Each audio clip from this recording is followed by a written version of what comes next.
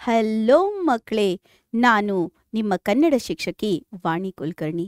ಇಂದಿನ ತರಗತಿಗೆ ನಿಮಗೆ ಸ್ವಾಗತವನ್ನು ಬಯಸ್ತಾ ಇದ್ದೀನಿ. ಏನಪ್ಪ ಮ್ಯಾಮ್ ಏನು ಹೇಳ್ತಾ ಇದ್ದಾರೆ ಅಂತ ಏನಾದ್ರು ಪ್ರಶ್ನೆ ಬರ್ತಾ ಇದೆಯಾ? ಬರಲೇಬೇಕಲ್ವಾ ಮಕ್ಕಳೇ?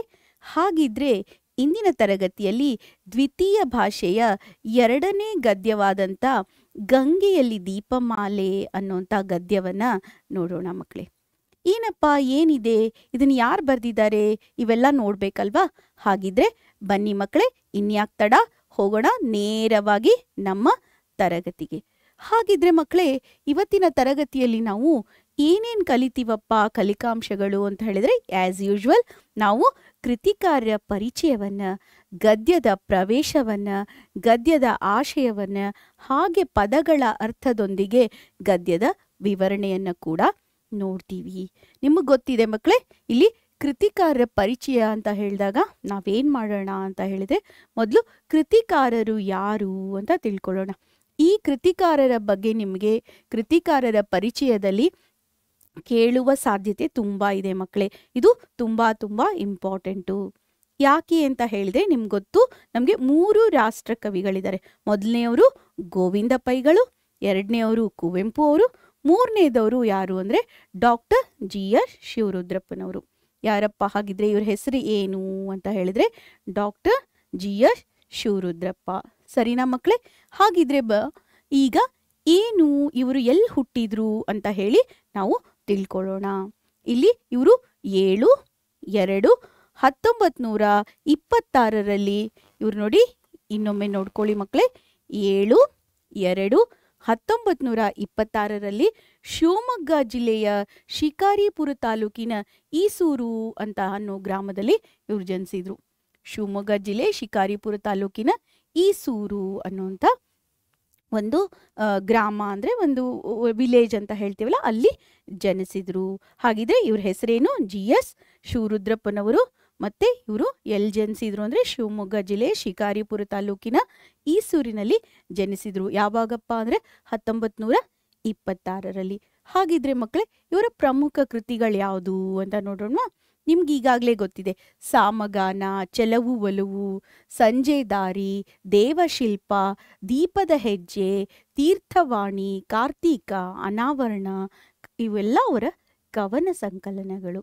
ನೀವು ಇವ್ರದ್ದು ಒಂದು ಹಾಡು ಕೇಳಿರ್ಬೋದಲ್ಲ, ಎದೆ ತುಂಬಿ ಹಾಡಿದೆನು ಇಂದು ನಾನು, ಕೇಳಿದ್ದೀರಾ ಮಕ್ಕಳೇ? ಅಥವಾ ಎಲ್ಲೋ ಹುಡುಕಿದೆ ಇಲ್ಲದ ದೇವರ ಕಲ್ಲು ಮಣ್ಣುಗಳ ಗುಡಿಯೊಳಗೆ, ಕೇಳಿದ್ದೀರಾ? ಇವೆಲ್ಲ ಇವರು ಬರೆದಂಥ ಭಾವಗೀತೆಗಳು ಮಕ್ಕಳೇ, ಇವರೇ ಬರೆದಂಥ ಭಾವಗೀತೆಗಳು. ಹಾಗಿದ್ರೆ ಒಂದ್ಸತಿ ಮತ್ತೊಂದ್ಸತಿ ಇವರ ಪ್ರಮುಖ ಕೃತಿಗಳನ್ನು ಕವನ ಸಂಕಲನಗಳು, ಕಥಾ ಸಂಕಲನ ಅಲ್ಲ, ಕವನ ಸಂಕಲನಗಳನ್ನು ನೋಡೋಣ. ಸಾಮಗಾನ, ಚೆಲುವು ಒಲವು, ಸಂಜೆ ದಾರಿ, ದೇವಶಿಲ್ಪ, ದೀಪದ ಹೆಜ್ಜೆ, ತೀರ್ಥವಾಣಿ, ಕಾರ್ತೀಕ, ಅನಾವರಣ, ಇವೆಲ್ಲ ಇವರ ಕವನ ಸಂಕಲನಗಳು. ಮಕ್ಕಳಿಗೆ ಕವನ ಸಂಕಲನ ಅಂತಂದರೆ ಏನಾದರೂ ನಿಮ್ಗೆ ಐಡಿಯಾ ಇದೆಯಾ? ಕವನಗಳಿರುತ್ತಲ್ಲ, ಆ ಕವನಗಳನ್ನು ಏನು ಮಾಡಿರ್ತಾರೆ, ಕಲೆಕ್ಷನ್, ಅಂದರೆ ಅವುಗಳನ್ನ ನಾವು ತುಂಬ ಕವನಗಳಿರುತ್ತೆ, ಒಂದು 10-20 ಹೀಗೆ ಕಲೆಕ್ಷನ್ ಆಫ್ ಕವನಗಳನ್ನು ಕವನ ಸಂಕಲನ ಅಂತ ಹೇಳ್ತೀವಿ. ಸರಿನಾ ಮಕ್ಕಳೇ? ಹಾಗಿದ್ರೆ ಮುಂದಿನ ಭಾಗದಲ್ಲಿ ನೋಡೋಣ ಮಕ್ಕಳೇ, ಈ ಪ್ರಸ್ತುತವಾದಂಥ ಏನು ಅಂತ ಹೇಳಿದರೆ, ಈ ಗದ್ಯ ಭಾಗ ಇದೆಯಲ್ಲ ನಮ್ಮದು, ಇದನ್ನು ಎಲ್ಲಿಂದ ತಗೊಂಡಿದ್ದೀವಿ ಅಂತ ಹೇಳಿದರೆ ನಿಮ್ಗೆ ಗೊತ್ತಿದೆ, ಗಂಗೆಯ ಶಿಖರಗಳಲ್ಲಿ. ಯಾಕಪ್ಪ ಮ್ಯಾಮ್ ಇದು ಯಾಕೆ ಬೇಕು ಆಕರ ಗ್ರಂಥ ಅಂತ ಹೇಳಿದರೆ, ನೀವು ಸಂದರ್ಭವನ್ನು ಬರಿಬೇಕಾದ್ರೆ ಮಕ್ಕಳೇ ಕೃತಿಕಾರರ ಹೆಸರನ್ನು, ಆಕರ ಗ್ರಂಥವನ್ನು ಮತ್ತು ಗದ್ಯವನ್ನು ನೀವು ಹೇಳಬೇಕು. ಆವಾಗಲೇ ನಿಮ್ಗೆ 1 ಮಾರ್ಕ್ ಬರುತ್ತೆ. ಹಾಗಿದ್ರೆ ಈ ಪ್ರಸ್ತುತ ಗದ್ಯ ಭಾಗವನ್ನು ಗಂಗೆಯ ಶಿಖರಗಳಲ್ಲಿ ನೋಡಿ ಮಕ್ಕಳೇ, ಗಂಗೆಯ ಶಿಖರಗಳಲ್ಲಿ ಅನ್ನುವಂಥ ಒಂದು ಪ್ರವಾಸ ಕಥನ ಅಂದರೆ ನಾವು ಯಾವಾಗಲಾದರೂ ಪ್ರವಾಸಕ್ಕೆ ಹೋದಾಗ, ಅಂದರೆ ಔಟ್ಸೈಡ್ ಬೇರೆ ಬೇರೆ ಊರಿಗೆ ವಿಸಿಟ್ ಮಾಡ್ತೀವಲ್ವ, ಅದು ಪ್ರವಾಸ ಅಂತ ಹೇಳ್ತೀವಲ್ಲ, ಆ ಪ್ರವಾಸಕ್ಕೆ ಹೋದಾಗ ಅಲ್ಲಿ ನಮ್ಗಾದಂಥ ಅನುಭವಗಳನ್ನು ಬರಿತೀವಿ. ಅದಕ್ಕೆ ನಾವೇನಂತ ಹೇಳ್ತೀವಿ ಅಂದರೆ ಪ್ರವಾಸ ಕಥನ ಅಂತ ಹೇಳ್ತೀವಿ. ಸರಿನಾ ಮಕ್ಕಳೇ? ಇದು ಒಂದು ಪ್ರವಾಸ ಕಥನ, ಇದು ಒಂದು ನಮ್ಮ ಕನ್ನಡ ಸಾಹಿತ್ಯದ ಪ್ರಕಾರ. ಓಕೆನಾ ಮಕ್ಕಳೇ? ಈ ಪ್ರವಾಸ ಕಥನ ಯಾವುದಿದು ಗಂಗೆಯ ಶಿಖರಗಳಲ್ಲಿ ಅನ್ನೋದು. ಈ ಪ್ರಸ್ತುತವಾಗಿ ನಾವು ತಗೊಂಡಿರುವಂಥ ಗಂಗೆಯಲ್ಲಿ ದೀಪಮಾಲೆ ಅನ್ನುವಂಥ ಗದ್ಯ ಭಾಗವನ್ನು ಇಲ್ಲಿಂದ ಆಯ್ದುಕೊಂಡಿದ್ದೀವಿ ಮಕ್ಕಳೇ. ಸರಿನಾ? ಹಾಗಿದ್ರೆ ಏನಾದರೂ ಡೌಟ್ ಇದೆಯಾ? ಇಲ್ಲ ಅಲ್ಲ? ಓಕೆ, ಹಾಗಿದ್ರೆ ಒಂದು ಥಮ್ಸ್ ಅಪ್ ತೋರಿಸಿ ಮಕ್ಕಳೇ ನನಗೆ. ನಾನು ಮುಂದೆ ಹೋಗ್ತಾ ಇದ್ದೀನಿ ಮಕ್ಕಳೇ. ಇವರ ಪ್ರಮುಖ ಪ್ರಶಸ್ತಿಗಳನ್ನು ನೋಡಬೇಕು. ಅದಕ್ಕಿಂತ ಮುಂಚೆ ನಾನೊಂಚೂರು ಇವ್ರ ಬಗ್ಗೆ ಹೇಳ್ತೀನಿ. ಏನು ಅಂತ ಹೇಳಿದರೆ, ಇವರಿಗೆ ನಾನು ರಾಷ್ಟ್ರಕವಿ ಅಂತ ಹೇಳಿದ್ನಲ್ವ, ಹಾಗಿದ್ರೆ ಇವರಿಗೆ ಕೇಂದ್ರ ಸಾಹಿತ್ಯ ಅಕಾಡೆಮಿ ಅಂತ ಪ್ರಶಸ್ತಿ ಬಂದಿದೆ. ಅದು ಯಾವ ಒಂದು ಕೃತಿಗೆ ಬಂದಿದೆ ಅಂದರೆ, ಕಾವ್ಯಾರ್ಥ ಚಿಂತನೆ ಅನ್ನೋ ಕೃತಿಗೆ ಇವರಿಗೆ ಏನಾಗಿದೆ ಅಂದರೆ ಕೇಂದ್ರ ಸಾಹಿತ್ಯ ಅಕಾಡೆಮಿ ಪ್ರಶಸ್ತಿ ಬಂದಿದೆ. ಹಾಗಿದ್ರೆ ಇವರಿಗೆ ಸೌಂದರ್ಯ ಸಮೀಕ್ಷೆ ಅನ್ನೋಂಥ ಮಹಾಪ್ರಬಂಧಕ್ಕೆ ಅವ್ರಿಗೆ PhD ಬಂದಿದೆ. ಅಂದರೆ PhD ಅಂತ ಹೇಳಿದರೆ ನಿಮ್ಗೆ ಗೊತ್ತಲ್ಲ, ಡಾಕ್ಟ್ರೇಟ್ ಅಂತ ಹೇಳ್ತೀವಲ್ವ, ಅದು ಯಾವುದು ಅಂತ ಹೇಳಿದರೆ ಸೌಂದರ್ಯ ಸಮೀಕ್ಷೆ ಅನ್ನೋದು ಮಹಾಪ್ರಬಂಧ. ಅಂದರೆ ದೊಡ್ಡ ಪ್ರಬಂಧ, ಅಂದರೆ essay, small essay, short essay ಹೆಂಗಿರುತ್ತಲ್ಲ, ಇದು ಮಹಾಪ್ರಬಂಧ, ದೊಡ್ಡದು ಲಾಂಗ್ ಎಸ್ಸೆ ಅಂತ ಹೇಳ್ತೀವಲ್ಲ ಅದಕ್ಕೆ. ಮತ್ತು ಮಾಸ್ಕೋದಲ್ಲಿ 22 ದಿನ ಅಂತ ಹೇಳಿ ಇದು ಒಂದು ಕೂಡ ಒಂದು ಪ್ರವಾಸ ಕಥನ. ಮಾಸ್ಕೋ ಅಂತಂದರೆ ನಿಮ್ಗೆ ಗೊತ್ತಲ್ಲ, ರಷ್ಯಾ ಮಾಸ್ಕೋ, ಅಲ್ಲಿ ಅದ್ರ ಬಗ್ಗೆ 22 ದಿನ ಅಲ್ಲಿ ಕಳೆದಂಥದ್ದನ್ನ ಪ್ರವಾಸ ಕಥನ ಇದೆ. ಅದಕ್ಕೆ ಇವರಿಗೆ ಸೋವಿಯತ್ ಲ್ಯಾಂಡ್ ಪ್ರಶಸ್ತಿ ಬಂದಿದೆ. ಯಾವುದು? ಸೋವಿಯತ್ ಲ್ಯಾಂಡ್ ಪ್ರಶಸ್ತಿ ಬಂದಿದೆ. ಮತ್ತು ಕಾವ್ಯ ಮೀಮಾಂಸೆಯ ಹೊಸ ಪರಿಕಲ್ಪನೆಗಳು ಅಂತ ಹೇಳಿ, ಮತ್ತು ಕಾವ್ಯಾರ್ಥ ಚಿಂತನೆ ಅನ್ನುವಂಥ ವಿಮರ್ಶಾ ಕೃತಿಗೆ ಕೇಂದ್ರ ಸಾಹಿತ್ಯ ಅಕಾಡೆಮಿ, ಯಾವುದು? ಕಾವ್ಯಾರ್ಥ ಚಿಂತನೆ ಅನ್ನೋ ಕೃತಿಗೆ ಇವ್ರಿಗೆ ಏನಾಗಿದೆ ಅಂತ ಹೇಳಿದ್ರೆ ಕೇಂದ್ರ ಸಾಹಿತ್ಯ ಅಕಾಡೆಮಿ ಪ್ರಶಸ್ತಿ ಬಂದಿದೆ. ಮ್ಯಾಮ್, ಇದನ್ನ ಇವ್ರ ಎಲ್ಲ ಕೃತಿಗಳನ್ನು ಸೇರಿಸಿ ಬರಿಬೇಕಾ ಅಂತ ಹೇಳಿ ನಿಮ್ಗೊಂದು ಕ್ವಶನ್ ಬರ್ಬೋದು. ಎಲ್ಲ ಕೃತಿನೂ ಸೇರಿಸಿ ಬರಿಬೇಕಂತೇನಿಲ್ಲ ಮಕ್ಕಳೇ. ನೀವೇನು ಗೊತ್ತಾ, ಪ್ರಶಸ್ತಿಗಳನ್ನು ಮಾತ್ರ ಬರೆದ್ರೂ ಓಕೆ, ಆದರೆ ಒಂದು ಸ್ವಲ್ಪ ಡಿಫ್ರೆಂಟ್ ಆಗಿರಲಿ ಅಂತ ಹೇಳಿದ್ದೀನಿ ಅಷ್ಟೇ. ನೀವಿಲ್ಲ ಅಂದರೆ ಏನು ಮಾಡ್ಬೋದು ಅಂತ ಹೇಳಿದರೆ, PhD ಬಂದಿದೆ ಅವರಿಗೆ, ಆಮೇಲೆ ಅವರಿಗೆ ಸೋವಿಯತ್ ಲ್ಯಾಂಡ್ ಪ್ರಶಸ್ತಿ ಬಂದಿದೆ, ಮತ್ತು ಅವರಿಗೆ ಕೇಂದ್ರ ಸಾಹಿತ್ಯ ಅಕಾಡೆಮಿ ಪ್ರಶಸ್ತಿ ಬಂದಿದೆ ಅಂತ ಹೇಳಿ ಬರೆದ್ರೆ ಆಯಿತು. ಇಲ್ಲ ಕೃತಿಗಳ ಸಮೇತ ಬರೆದ್ರೂ ಆಯಿತು. ಇದನ್ನು ಹೇಗೆ ನೆನ್ಪಿಟ್ಕೋಬಹುದು ಅಂತ ಹೇಳಿ ನಿಮ್ಮ ಕ್ವಶನ್ ಬರುತ್ತೆ. ಹೇಗೆ ಮ್ಯಾಮ್ ಇದನ್ನು ನೆನ್ಪಿಟ್ಕೋಬೇಕು ನಾವು ಅಂತ ಹೇಳಿ ಬಂದಾಗ, ನೀವೇನು ಮಾಡಬೇಕು ಅಂದರೆ ಇವರ ಒಂದು ಕೃತಿಯನ್ನು ಬರೆದು ಅದ್ರ ಮುಂದೆ ಒಂದು ನೀವು ಪ್ರಶಸ್ತಿಯನ್ನು ಬರ್ಕೊಂಡ್ರೆ ಆಯಿತು. ಹೀಗೆ ಸೌಂದರ್ಯ ಸಮೀಕ್ಷೆ ಅಂತ ಬರ್ಕೊಂಡು PhD, ಆಮೇಲೆ ಮಾಸ್ಕೋದಲ್ಲಿ 22 ದಿನ ಅಂತ ಬರ್ಕೊಳ್ಳಿ, ಅದನ್ನು ಬರ್ಕೊಂಡ್ಬಿಟ್ಟು ಸೋವಿಯತ್ ಲ್ಯಾಂಡ್ ಪ್ರಶಸ್ತಿ, ಆಮೇಲೆ ಕಾವ್ಯಾರ್ಥ ಚಿಂತನೆ ಅಂತ ಬರ್ಕೊಂಡ್ಬಿಟ್ಟು ಕೇಂದ್ರ ಸಾಹಿತ್ಯ ಅಕಾಡೆಮಿ ಪ್ರಶಸ್ತಿ. ಮತ್ತು ಇವರಿಗೆ ರಾಷ್ಟ್ರಕವಿ ಅನ್ನೋ ಉಪಾಧಿ ಕೂಡ ಬಂದಿದೆ. ಮದ್ರಾಸ್ ಸರ್ಕಾರದಿಂದ ರಾಷ್ಟ್ರಕವಿ ಅನ್ನೋಂಥ ಉಪಾಧಿ ಕೂಡ ಬಂದಿದೆ. ಈಗ ಕರ್ನಾಟಕ ಸರ್ಕಾರ, ಆವಾಗ ಮದ್ರಾಸ್ ಇತ್ತಲ್ವ, ಆವಾಗ ಮದ್ರಾಸ್ ಸರ್ಕಾರದಿಂದ ಬಂದಂಥ ಪ್ರಶಸ್ತಿಯಾಗಿತ್ತು ಅದು, ಯಾವುದು? ರಾಷ್ಟ್ರಕವಿ ಅನ್ನೋದು. ಸರಿನಾ ಮಕ್ಕಳೇ? ಈಗ ಮುಂದಿನ ಭಾಗದಲ್ಲಿ ನೋಡೋಣ. ಇವರಿಗೆ ಸಮಗ್ರ ಸಾಹಿತ್ಯಕ್ಕೆ ಪಂಪ ಪ್ರಶಸ್ತಿ ಹಾಗೂ ಮಾಸ್ತಿ ಪ್ರಶಸ್ತಿಗಳು ಕೂಡ ಬಂದಿದೆ. ಹಾಗಿದ್ರೆ ಇವರಿಗೆ ಸಮಗ್ರ ಸಾಹಿತ್ಯಕ್ಕೆ ಏನಾಗಿದೆ ಅಂತ ಹೇಳಿದ್ರೆ ಪಂಪ ಪ್ರಶಸ್ತಿ ಹಾಗೂ ಮಾಸ್ತಿ ಪ್ರಶಸ್ತಿ ಕೂಡ ಬಂದಿದೆ. ಹಾಗಿದ್ರೆ ಡಾಕ್ಟರ್ GS ಶಿವರುದ್ರಪ್ಪನವರಿಗೆ ಯಾವ್ಯಾವ ಪ್ರಶಸ್ತಿಗಳು ಬಂತು ಅಂತ ಹೇಳಿ ನೀವು ಕೊಟ್ಟಾಗ ನೀವೇನು ಮಾಡಬೇಕು, ಲೀಸ್ಟ್ ಮಾಡ್ಕೊಳ್ಳಿ ಬೇಕಾದರೆ. ಓಕೆನಾ ಮಕ್ಕಳೇ? ಇಲ್ಲ ಅಂದರೆ ನೀವೇನು ಮಾಡ್ಬೋದು ಅಂತ ಹೇಳಿದರೆ, ಒಂದು ಮೈಂಡ್ ಮ್ಯಾಪ್ ಥರ ಮಾಡ್ಕೋಬೋದು. ಮೈಂಡ್ ಮ್ಯಾಪ್ ಅಂತಂದರೆ ಅವ್ರ ಪ್ರಶಸ್ತಿ ಅಂತ ಬರ್ಕೊಂಡು ಯಾವ್ಯಾವ ಪ್ರಶಸ್ತಿ ಬಂದಿದೆ ಅಂತ ಕೂಡ ಬರ್ಕೊಂಡು ಮೈಂಡ್ ಮ್ಯಾಪ್ ಥರ ಇಟ್ಕೋಬೋದು. ಲೀಸ್ಟ್ ಮಾಡಿಕೊಂಡ್ರೆ ಈಸಿ ಆಗುತ್ತೆ. ಸರಿನಾ ಮಕ್ಕಳೇ? ಹಾಗಿದ್ರೆ ಮುಂದಿನ ಭಾಗಕ್ಕೆ ಹೋಗ್ತಾ ಇದ್ದೀನಿ ಮಕ್ಕಳೇ. ನಾನು ಇಲ್ಲಿ ನೇರವಾಗಿ ನಾನು ಗದ್ಯಕ್ಕೆ ಹೋಗ್ತಾ ಇದ್ದೀನಿ. ನೋಡಿ, ಇಲ್ಲಿ ಗದ್ಯದ ಆಶಯ ಮತ್ತು ಪ್ರವೇಶವನ್ನು ನಾನು ಸಂಕ್ಷಿಪ್ತವಾಗಿ ಹೇಳ್ತೀನಿ.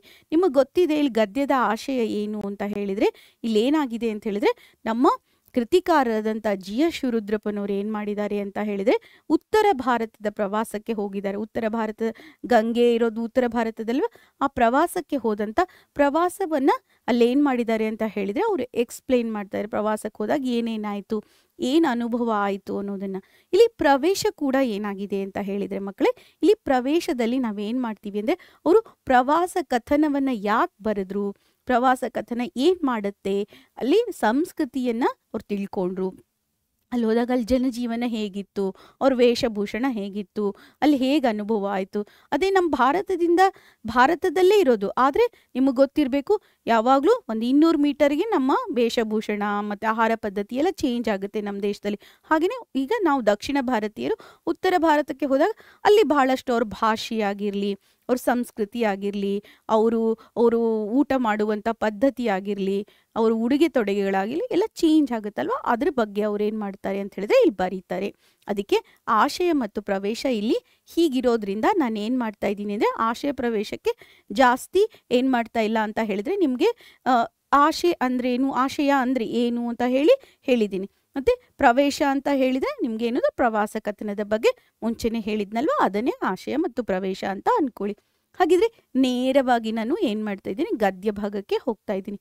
ಏನಪ್ಪ ಗದ್ಯ ಭಾಗ ಅಂತ ಹೇಳಿದರೆ ಇಲ್ಲಿ ಮೇ ತಿಂಗಳಲ್ಲಿ ಹೋಗಿದ್ದಾರೆ ಅವರು. ಯಾವಾಗ ಅಂದರೆ 1984. ಮ್ಯಾಮ್ ಇದನ್ನ ನೆನ್ಪಿಟ್ಕೋಬೇಕಾ ಅಂತ ಕೇಳ್ಬೋದು ನೀವು. ಇದನ್ನೇನು ನೆನ್ಪಿಟ್ಕೊಳ್ಳೋ ಅವಶ್ಯಕತೆ ಏನಿಲ್ಲ, ಅದು ಸುಮ್ಮನೆ ಗೊತ್ತಿರಲಿ ಅಂತ ಹೇಳ್ತಾ ಇದ್ದೀವಿ. ಅಲ್ಲಿ ಅವರು ನಿಮ್ಮ ಗದ್ಯ ಭಾಗದಲ್ಲಿ ನಮೂದಿಸಿದ್ದಾರೆ, ಅದಕ್ಕೋಸ್ಕರ. ಮತ್ತು ಮಕ್ಕಳೇ, ಈ ಒಂದು ವಿಡಿಯೋನ ನೋಡಿದ ಮೇಲೆ ನೀವು ದಯವಿಟ್ಟು ಏನು ಮಾಡಬೇಕು ಅಂತ ಹೇಳಿದರೆ ಗದ್ಯ ಭಾಗವನ್ನು ಸಂಪೂರ್ಣವಾಗಿ ಓದಿ. ಇದೇನು 2 ಪೇಜಿನ ಗದ್ಯ ಇದೆ, ತುಂಬ ಈಸಿ ಇದೆ, ಆರಾಮಾಗಿ ಓದ್ಕೋಬೋದು. ಓದ್ಬಿಟ್ರೆ ನಿಮ್ಗೆ ಈಸಿಯಾಗಿ ಅರ್ಥ ಆಗುತ್ತೆ, ಸರಿನಾ? ಇಲ್ಲಿ ನೋಡಿ, ಮೇ ತಿಂಗಳಲ್ಲಿ ಹೋದಾಗ ಅಲ್ಲೇನಾಗಿದೆ, 1984 13ನೇ ದಿನಾಂಕ ಅಂದರೆ 13th 13ನೇ ದಿನಾಂಕ ಇದೆ. ಇಳಿ ಮಧ್ಯಾಹ್ನದ ಸುಡು ಬಿಸಿಲಿನಲ್ಲಿ ಅವ್ರು ಏನು ಮಾಡಿದ್ರೆ ಸೈಕಲ್ ರಿಕ್ಷಾ ಮಾಡಿಕೊಂಡು, ಸೈಕಲ್ ರಿಕ್ಷಾ ಅಂತ ಹೇಳಿದ್ರೆ ನಿಮ್ಗೆ ಗೊತ್ತಲ್ವಾ, ಈ ಜನರೇ ತುಳಿತಾ ಇರ್ತಾರಲ್ವ ರಿಕ್ಷಾಕ್ಕೆ, ಸೈಕಲ್ ರಿಕ್ಷಾ ಅಂತ ಹೇಳ್ತೀವಲ್ಲ, ಆ ಸೈಕಲ್ ರಿಕ್ಷಾ ಮಾಡಿಕೊಂಡು ಹರಿದ್ವಾರ ಅಂದರೆ ಉತ್ತರಾಖಂಡಲ್ಲಿ ಬರುತ್ತೆ, ಇದು ಹರಿದ್ವಾರ ಅಂತ ಹೇಳಿ ನಿಮಗೆ ಗೊತ್ತಿರಬೇಕು. ಹರಿದ್ವಾರ, ಕಾಶಿ ಇವೆಲ್ಲ ಏನಾಗಿದೆ ಅಂದರೆ ನಾವೇನು ಮಾಡ್ತೀವಿ, ಪುಣ್ಯಕ್ಷೇತ್ರಗಳು ಅಂತ ಹೇಳ್ತೀವಲ್ವ. ಹೌದು, ಹರಿದ್ವಾರದ ಬೀದಿಗಳಲ್ಲಿ ಹೊರಟಿದ್ದೆವು. ಸಂಜೆಯ ಒಳಗಾಗಿ ಸಾಧ್ಯವಾದಷ್ಟು ಸ್ಥಳಗಳನ್ನ, ಅಂದರೆ ತುಂಬ ಸ್ಥಳಗಳನ್ನು, ಎಷ್ಟಾಗುತ್ತೋ ಅಷ್ಟು ಸ್ಥಳಗಳನ್ನು ನೋಡ್ಕೋಬೇಕು ಸಾಯಂಕಾಲ ಟೈಮ್ ಅನ್ನೋಷ್ಟರಲ್ಲಿ ಅಂತ ಹೇಳಿ ಅವರು ನೋಡಿಕೊಂಡ್ರು. ಅವರು ಸ್ಥಳಗಳನ್ನು ನೋಡಿಕೊಂಡು ಆಮೇಲೆ ಏನು ಮಾಡಬೇಕಾಗಿರುತ್ತೆ, ಸಾಯಂಕಾಲ ಟೈಮಿಗೆ ಗಂಗಾ ನದಿಯ ಬ್ರಹ್ಮಕುಂಡದಲ್ಲಿ, ಅಂದರೆ ಈ ಹರಿದ್ವಾರದಲ್ಲಿ ಗಂಗಾ ನದಿ ಹರಿಯುತ್ತಲ್ವ, ಆ ಬ್ರಹ್ಮಕುಂಡ ಅಂತ ಪ್ಲೇಸ್ ಇದೆ. ಆ ಪ್ಲೇಸಲ್ಲಿ ಗಂಗೆಗೆ ಆರತಿ ಆಗುತ್ತೆ. ಹೀಗೆ ಕಾಶಿಯಲ್ಲಿ ಆರತಿ ಆಗುತ್ತಲ್ವ, ಸೇಮ್ ಟು ಸೇಮ್ ಹರಿದ್ವಾರದಲ್ಲೂ ಕೂಡ ಏನಾಗುತ್ತೆ ಅಂತ ಹೇಳಿದ್ರೆ ಗಂಗೆಗೆ ಆರತಿಯನ್ನು ಮಾಡ್ತಾರೆ 7 ಗಂಟೆಗೆ. ಎಷ್ಟು ಗಂಟೆಗೆ? ಸಾಯಂಕಾಲ 7 ಗಂಟೆಗೆ ಆರತಿ ಆಗುತ್ತೆ. ಅದಕ್ಕೆ ಸಾಯಂಕಾಲ 5-6 ಗಂಟೆ ಆದ ತಕ್ಷಣ ಏನು ಮಾಡ್ತಾರೆ ಜನರೆಲ್ಲ 6, 5:30, 6, 6:30 ಹಿಂಗಾದಂಗೆ ಅಲ್ಲಿ ಒಂದಿಷ್ಟು ಪ್ಲೇಸ್ ಇರುತ್ತೆ, ಮೆಟ್ಲುಗಳಿರುತ್ತೆ. ಆ ಮೆಟ್ಟಲ ಮೇಲೆಲ್ಲ ಬಂದು ಕೂತ್ಕೊಳ್ಳೋಕ್ಕೆ ಶುರು ಮಾಡ್ತಾರೆ. ಆವಾಗ ನಮ್ಮ ಕೃತಿಕಾರರಾದಂಥ, ನಮ್ಮ ಲೇಖಕರಾದಂತಹ GS ಶಿವರುದ್ರಪ್ಪನವರು ಏನು ಮಾಡಿದರು ಅಂತ ಹೇಳಿದರೆ, ಆ ಬ್ರಹ್ಮಕುಂಡದಲ್ಲಿ ನಡೆಯುವಂಥ ಆರತಿಯನ್ನು ನೋಡಬೇಕು ಅನ್ನೋದು ಅವ್ರ ಗುರಿಯಾಗಿತ್ತು. ಇಲ್ಲಿ ಮೊದಲನೇ ಕ್ವಶನ್ ಹೀಗೆ ಕೇಳ್ಬೋದು, ನಮ್ಮ ಲೇಖಕರಾದಂಥ GS ಶಿವರುದ್ರಪ್ಪನವರ ಗುರಿ ಏನಾಗಿತ್ತು ಅಂತ ಕೇಳಿದಾಗ ಈ ಆನ್ಸರನ್ನು ಬರಿಬೇಕು. ಅವರು ಗಂಗಾ ನದಿಯ ಬ್ರಹ್ಮಕುಂಡದಲ್ಲಿ ಆಗುವ ಸಂಜೆಯ ಆರತಿ ನೋಡುವುದು ಅವರ ಗುರಿಯಾಗಿತ್ತು ಅಂತ ಹೇಳಿ ಕ್ವಶನಿಗೆ ಆನ್ಸರನ್ನು ಬರಿಬೇಕು ಮಕ್ಕಳೇ. ಇಲ್ಲೇನು ಮಾಡಿದ್ದಾರೆ ಅವರು, ಇಲ್ಲಿ ಮೇ ತಿಂಗಳು 13ನೇ ತಾರೀಕು ಏನು ಮಾಡಿದ್ದಾರೆ, ಸುಡು ಬಿಸಿಲಿನಲ್ಲಿ ಸೈಕಲ್ ರಿಕ್ಷಾ ಹತ್ಕೊಂಡ್ಬಿಟ್ಟು ಎಷ್ಟಾಗುತ್ತೋ ಅಷ್ಟು ಪ್ಲೇಸ್ನ ಕವರ್ ಮಾಡೋಕ್ಕೆ ಹೋಗಿದ್ದಾರೆ. ಎಲ್ಲಿ? ಹರಿದ್ವಾರದಲ್ಲಿ ಆ ಬೀದಿಗಳಲ್ಲಿ ಹೋಗ್ತಾ ಇದ್ದಾರೆ. ಆ ಬೀದಿಗಳಲ್ಲಿ ಎಷ್ಟಾಗುತ್ತೋ ಅಷ್ಟು ಪ್ಲೇಸಸ್ಸನ್ನು ಕವರ್ ಮಾಡಬೇಕು. ಆದರೆ ಸಂಜೆ 7 ಗಂಟೆ ಒಳಗಡೆ ಬಂದು ಏನು ಮಾಡಬೇಕು, ಬ್ರಹ್ಮಕುಂಡ ಅನ್ನೋ ಪ್ಲೇಸಲ್ಲಿ ಗಂಗೆಗೆ ಆರತಿ ಮಾಡ್ತಾರೆ. ಅಲ್ಲೇ ದೇವಸ್ಥಾನದ ಮುಂದೆ ಗಂಗೆ ಹರಿತಾ ಇರ್ತಾಳೆ, ಗಂಗೆ ಅಲ್ಲಿ ಆರತಿ ಮಾಡ್ತಾರೆ ಸಾಯಂಕಾಲ ಹೊತ್ತು. ಆ ಆರತಿಯನ್ನು ನೋಡಬೇಕು ಅನ್ನೋದು ಅವ್ರ ಗುರಿಯಾಗಿತ್ತು ಅಂತ ಹೇಳ್ತಾ ಇದ್ದಾರೆ. ಹೀಗೆ ಈ ಗದ್ಯದ ಪ್ರವೇಶ ಶುರುವಾಗುತ್ತೆ ಮಕ್ಕಳೇ. ಹಾಗಿದ್ರೆ ಮುಂದಿನ ಭಾಗದಲ್ಲಿ ನೋಡೋಣ. ಹೀಗೆ ಹಿಮಾಲಯದ ಯಾತ್ರೆ ಹೊರಡುವವರ ಪಾಲಿಗೆ, ನಿಮ್ಗೆ ಗೊತ್ತಿರಬೇಕು ಹಿಮಾಲಯ ಗೊತ್ತಿದೆ, ಎಲ್ಲಿದೆ? ನಾರ್ತಲ್ಲಿದೆ ಅಲ್ವಾ? ಹಾಂ, ಈ ಹಿಮಾಲಯದ ಯಾತ್ರೆ ಹೊರಡುವವರ ಪಾಲಿಗೆ ಏನಾಗುತ್ತೆ, ಹರಿದ್ವಾರದಿಂದ ಮುಂದೆ ಹೋದಂಗೆ ನಾವು ಏನಾಗುತ್ತೆ ಅಂತ ಹೇಳಿದ್ರೆ ಅಲ್ಲಿ ಪುರಾಣಗಳು ಬರುತ್ತೆ. ಪುರಾಣಗಳು ಅಂತ ಹೇಳಿದ್ರೆ ನಮ್ಮ ಇತಿಹಾಸ ಅಂತ ಅನ್ಕೊಳ್ಳಿ. ನಿಮಗೆ ಗೊತ್ತಿರಬೇಕು, ನಾವೇನು ಮಾಡ್ತೀವಿ, ಹರ ಮತ್ತು ಬದ್ರಿನಾಥ ಇವೆಲ್ಲ ಬರುತ್ತೆ.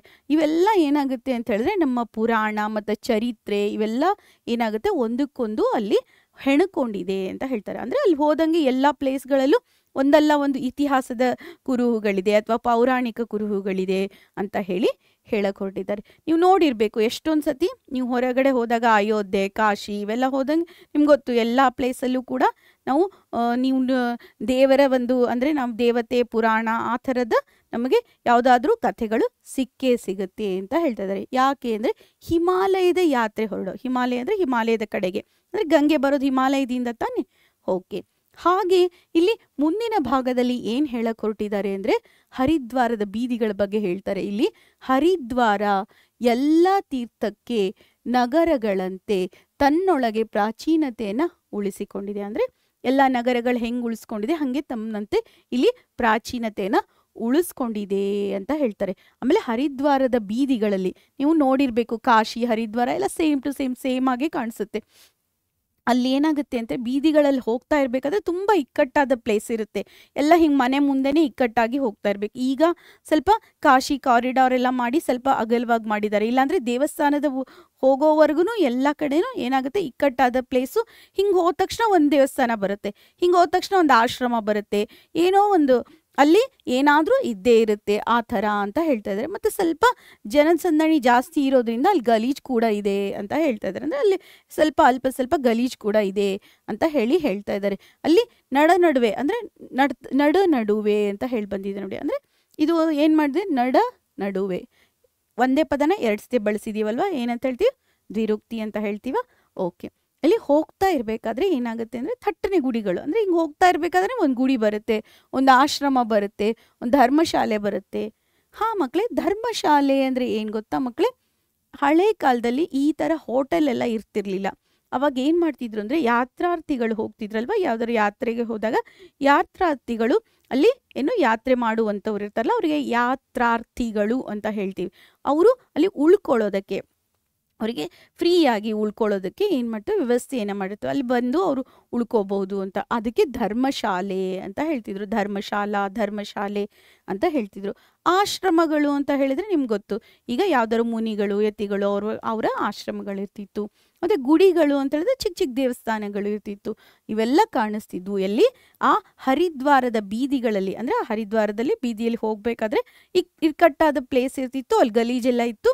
ಆದರೆ ಎಲ್ಲಾದ್ರೂ ಹೋಗ್ಬೇಕಾದ್ರೆ ಒಂದು ಗುಡಿ, ಆಶ್ರಮ ಮತ್ತೆ ಒಂದು ಧರ್ಮಶಾಲೆ ಏನಾದರೂ ಒಂದು ಸಿಗ್ತಾ ಇತ್ತು. ಎಲ್ಲ ಸಿಗ್ತಾ ಇತ್ತಾ ಮ್ಯಾಮ್ ಅಂತ ಕ್ವಶನ್ ಕೇಳ್ಬೋದು. ಎಲ್ಲ ಅಲ್ಲ, ಯಾವುದಾದ್ರೂ ಒಂದು ಸಿಗ್ತಾ ಇತ್ತು ಅಂತ ಹೇಳ್ತಾ ಇದ್ದಾರೆ. ಹಾಗಿದ್ರೆ ಮಕ್ಕಳೇ, ಮುಂದಿನ ಭಾಗದಲ್ಲಿ ಏನು ಹೇಳಕ್ ಹೊರಟಿದ್ದಾರೆ ಅಂತ ಹೇಳಿದ್ರೆ, ನಮ್ಮ ಕೃತಿಕಾರರು ಹರಿದ್ವಾರ ಭಾರತದ 7 ಪ್ರಾಚೀನ ನಗರಗಳಲ್ಲಿ, ಅಂದರೆ 7 ಪ್ರಾಚೀನ ನಗರಗಳಿದೆಯಲ್ಲ ಅದರಲ್ಲಿ ಒಂದು ಅಂತ ಹೇಳಿದ್ರೆ, ಹಾಗಿದ್ರೆ ಅವು 7 ಪ್ರಾಚೀನ ನಗರಗಳು ಯಾವುದು ಅಂತ ಹೇಳಿ ನಿಮ್ಮ ಪ್ರಶ್ನೆ ಬರುತ್ತಲ್ಲ ಮಕ್ಕಳೇ, ಬರಲೇಬೇಕಲ್ವಾ. ಏನು ಅಂದರೆ, ಒಂದು ಅಯೋಧ್ಯೆ ಬರುತ್ತೆ, ಮಥುರಾ ಬರುತ್ತೆ, ಕಾಶಿ ಬರುತ್ತೆ, ಮಾಯಾ ಅಂತ ಬರುತ್ತೆ, ಕಾಂಚಿ ಅಂತ ಬರುತ್ತೆ, ಅವಂತಿ ಅಂತ ಬರುತ್ತೆ, ಮತ್ತೆ ದ್ವಾರಾವತಿ. ಏನು ಮ್ಯಾಮ್ ಅಂತ ಕೇಳ್ಬೋದು ನೀವು. ಅಯೋಧ್ಯೆ ನಿಮ್ಗೆ ಗೊತ್ತು, ಮಥುರಾ ಗೊತ್ತು, ಕಾಶಿ ಗೊತ್ತು, ಮಾಯಾ ಅಂತ ಹೇಳಿ ಒಂದು ಬಂತಲ್ವಾ. ಮಾಯಾ ಅಂದರೆ ಏನು ಅಂತ ಹೇಳಿದರೆ, ಅದಕ್ಕಿಂತ ಮುಂಚೆ ನಾನು ಕಾಂಚಿ, ಅವಂತಿ ಅಂತ, ದ್ವಾರಾವತಿ, ಇವೆಲ್ಲ ಪ್ಲೇಸ್ಗಳು. ಅಲ್ಲಿ ನೀವು ಉತ್ತರ ಭಾರತಕ್ಕೆ ಹೋದಾಗ ನಿಮ್ಗೆ ಗೊತ್ತಾಗುತ್ತೆ, ಇವೆಲ್ಲ ತೀರ್ಥ ಪುಣ್ಯ ಕ್ಷೇತ್ರಗಳು ಅಂತ ಹೇಳ್ತೀವಿ. ಇಲ್ಲಿ ಪುರಾಣೋಕ್ತವಾದ ಪ್ರಾಚೀನ ನಗರ ಅಂದರೆ ಪುರಾಣದಲ್ಲಿ ಏನು ಮಾಡಿದ್ದಾರೆ, ಇದನ್ನು ಮೆನ್ಷನ್ ಮಾಡಿದ್ದಾರೆ. ಅಂದರೆ ನಮ್ಮ ಪುರಾಣಗಳನ್ನು ತೆಗೆದು ನೋಡಿದಾಗ ಆ ಪುರಾಣಗಳಲ್ಲಿ ಈ ನಗರಗಳ ಒಂದು ಉಲ್ಲೇಖ ಇದೆ, ಈ ನಗರಗಳ ಬಗ್ಗೆ ಇದೆ. ಈ ಪಟ್ಟಿಯಲ್ಲಿರುವ ಮಾಯಾ, ಈಗಲೇ ಹೇಳಿದ್ನಲ್ಲ ಮಾಯಾ ಅಂತ ಹೇಳಿ, ಈ ಮಾಯಾ ಎಂಬುದೇ ಹರಿದ್ವಾರ ಅಂತ ಹೇಳ್ತಾರೆ. ಮಾಯಾ ಅನ್ನೋದು ಹರಿದ್ವಾರ. ಇದನ್ನ ಮಾಯಾಪುರಿ, ನೀವು ಎಷ್ಟೋ ಸತಿ ನೋಡಿರ್ತೀರ, ಮಾಯಾಪುರಿ ಅನ್ನೋ ಪಟ್ಟಣ ಇತ್ತು ಅಂತ ಹೇಳಿ. ಯಾವುದಾದ್ರೂ ಒಂದು ಪಂಚತಂತ್ರದ ಕಥೆ, ಯಾವುದಾದ್ರೂ ಕಥೆಗಳ ಬಗ್ಗೆ ನೋಡಿದಾಗ ನಿಮ್ಗೆ ಆ ಕಥೆಗಳಲ್ಲಿ ಸಿಗುತ್ತೆ. ಇಲ್ಲಿ ಮಾಯಾಪುರಿ, ಮಾಯಾ ಅಥವಾ ಮಾಯಾವತಿ ಅಂತ ಹೇಳಿ ಈ ಹರಿದ್ವಾರವನ್ನ ಉಲ್ಲೇಖಿಸಿದ್ದಾರೆ. ಮತ್ತೆ ಎಷ್ಟೋ ಸತಿ ಇದನ್ನ ಹರಿದ್ವಾರ ಅಥವಾ ಗಂಗಾದ್ವಾರ ಅಂತ ಕೂಡ ಹೇಳಿದ್ದಾರೆ. ಏನಪ್ಪ ಹರಿದ್ವಾರ ಅಂತಂದ್ರೆ, ಹರಿ ಅಂತಂದ್ರೆ ಯಾರು, ವಿಷ್ಣು ಅಲ್ವಾ. ಹರಿಯ ದ್ವಾರ ಅಂದ್ರೆ ಬರ್ತಾ ಇರೋ, ಅಂದ್ರೆ ಫಸ್ಟ್ ಎಂಟ್ರೆನ್ಸ್.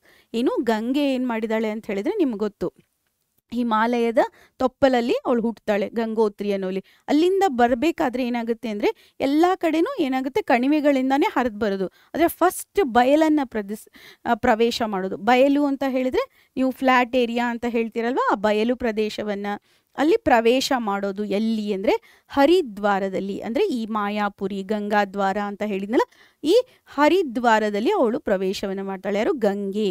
ಅದಕ್ಕೆ ಬಂದು ಫ್ಲ್ಯಾಟಾಗಿ ಹರಿತಾಳೆ. ಅದಕ್ಕೆ ಫಸ್ಟ್ ಬಂದು ಅಲ್ಲೇ ಬರೋದಕ್ಕೆ ದ್ವಾರ ಅಂತ ಹೇಳಿದ್ರೆ ಬಾಗಿಲು ಅಂತ ಹೇಳಿ ನಮ್ಮ ಕನ್ನಡದಲ್ಲಿ ಆಗಲಿ ಸಂಸ್ಕೃತದಲ್ಲಾಗಲಿ ಅರ್ಥ ಅಲ್ವಾ.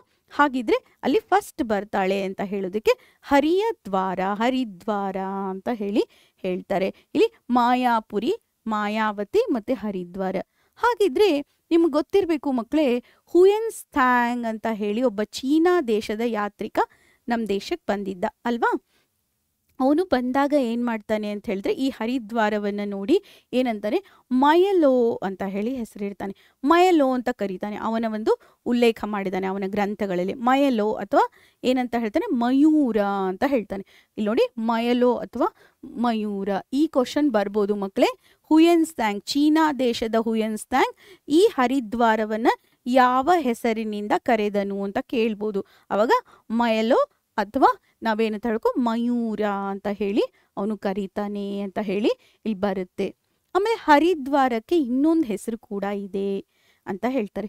ಏನಪ್ಪ ಹೆಸರು ಅಂದ್ರೆ ಕಪಿಲ ಸ್ಥಾನ ಅಂತ ಹೇಳಿ. ಇದನ್ನ ನೆನ್ಪಿಟ್ಕೊಳ್ಳಿ ಮಕ್ಕಳೇ, ಕಪಿಲ ಸ್ಥಾನ. ಹಾಗಿದ್ರೆ ಕಪಿಲ ಸ್ಥಾನ ಅಂದ್ರೆ ಏನು ಅಂತ ಹೇಳಿ ನಿಮ್ ಕ್ವಶನ್ ಬರುತ್ತೆ ಅಲ್ವಾ. ಕಪಿಲ ಸ್ಥಾನ ಅಂದ್ರೆ ಏನು? ಇಲ್ಲಿ ನೋಡಿ, ಸಗರ ಅಂತ ಹೇಳಿ ಇರ್ತಾರೆ. ಅವರ ಪುತ್ರರನ್ನ, ಸಗರ ವಂಶದ ಪುತ್ರರನ್ನ ಕಪಿಲ ಮಹರ್ಷಿ ಬಗ್ಗೆ ಕೇಳಿದಿರಲ್ಲ.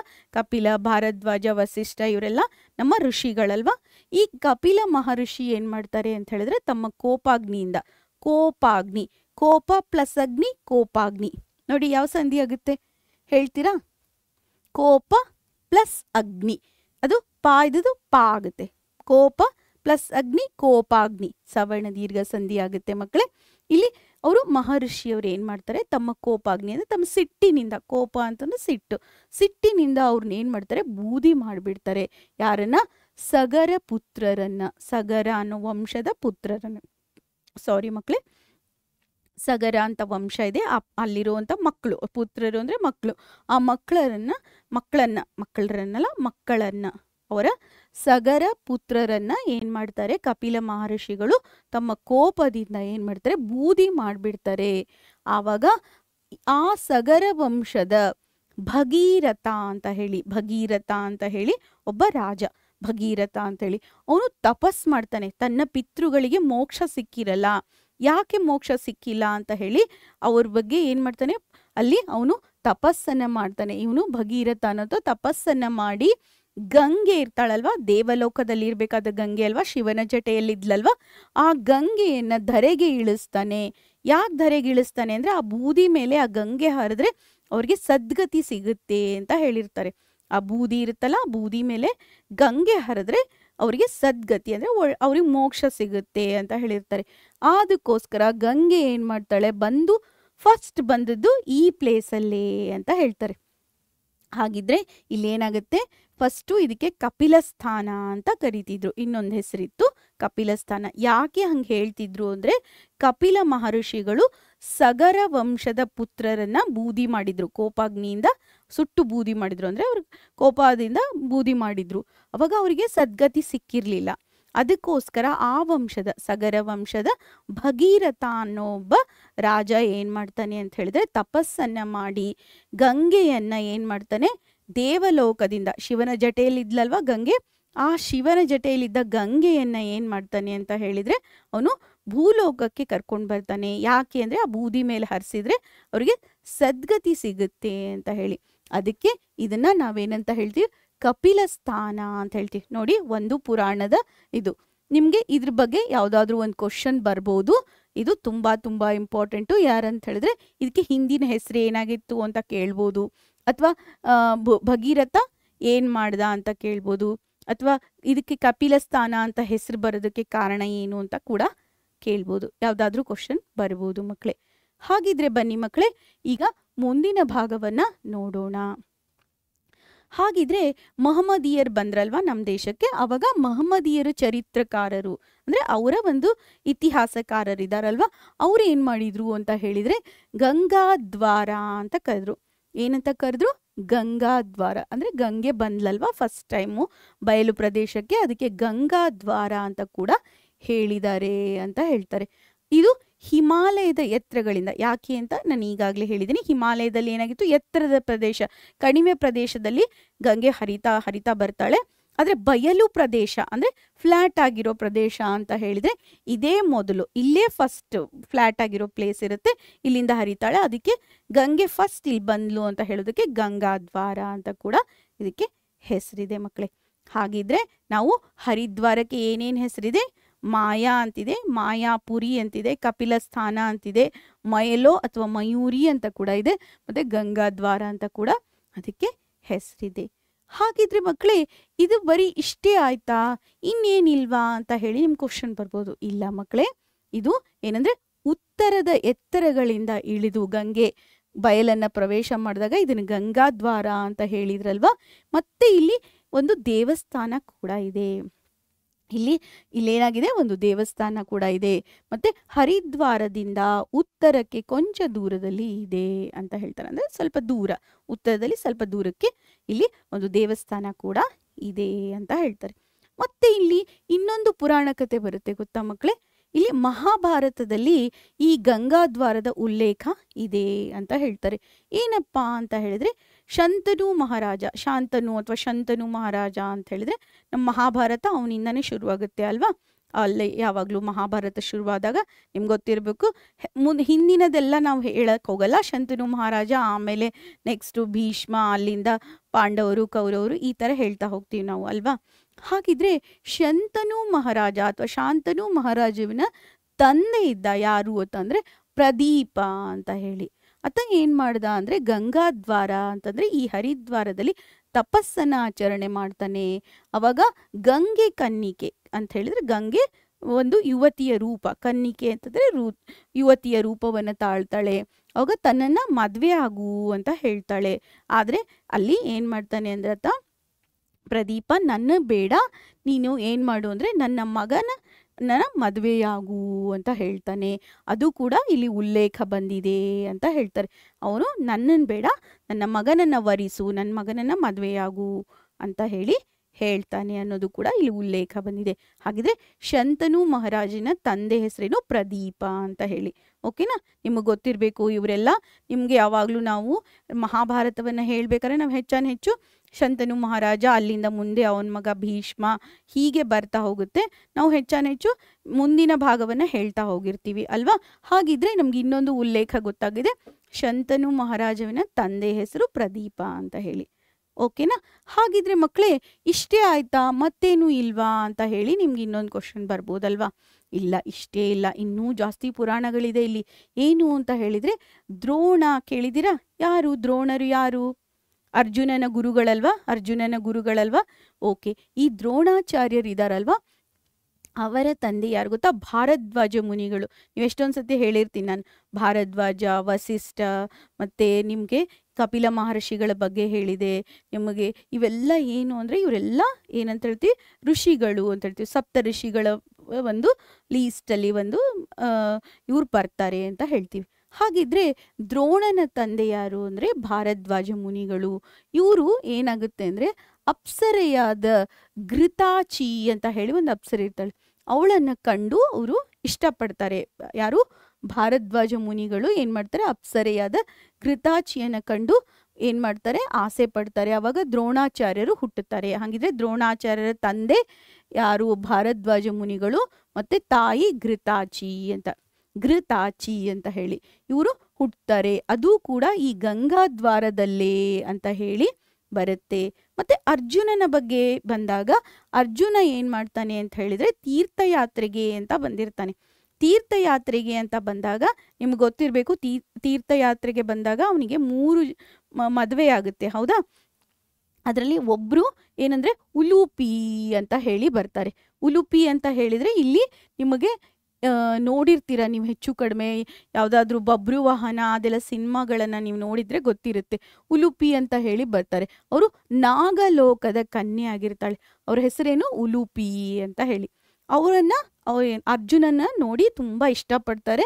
ಇಷ್ಟಪಟ್ಬಿಟ್ಟು ನಂಗೆ ತುಂಬ ಇಷ್ಟ ಆಗಿದೆಯಾ ಅಂತ ಅವ್ರನ್ನ ಕರ್ಕೊಂಡು ಹೋಗ್ಬಿಟ್ಟು ಅವರನ್ನ ಮದುವೆ ಆಗ್ತಾರೆ. ಮದುವೆ ಆದಮೇಲೆ ಮತ್ತೆ ವಾಪಸ್ ಗಂಗಾದ್ವಾರದಲ್ಲೇ ಬಂದು ಅವ್ರನ್ನಲ್ಲೇ ಬಿಟ್ಟು ಹೋಗ್ತಾರೆ.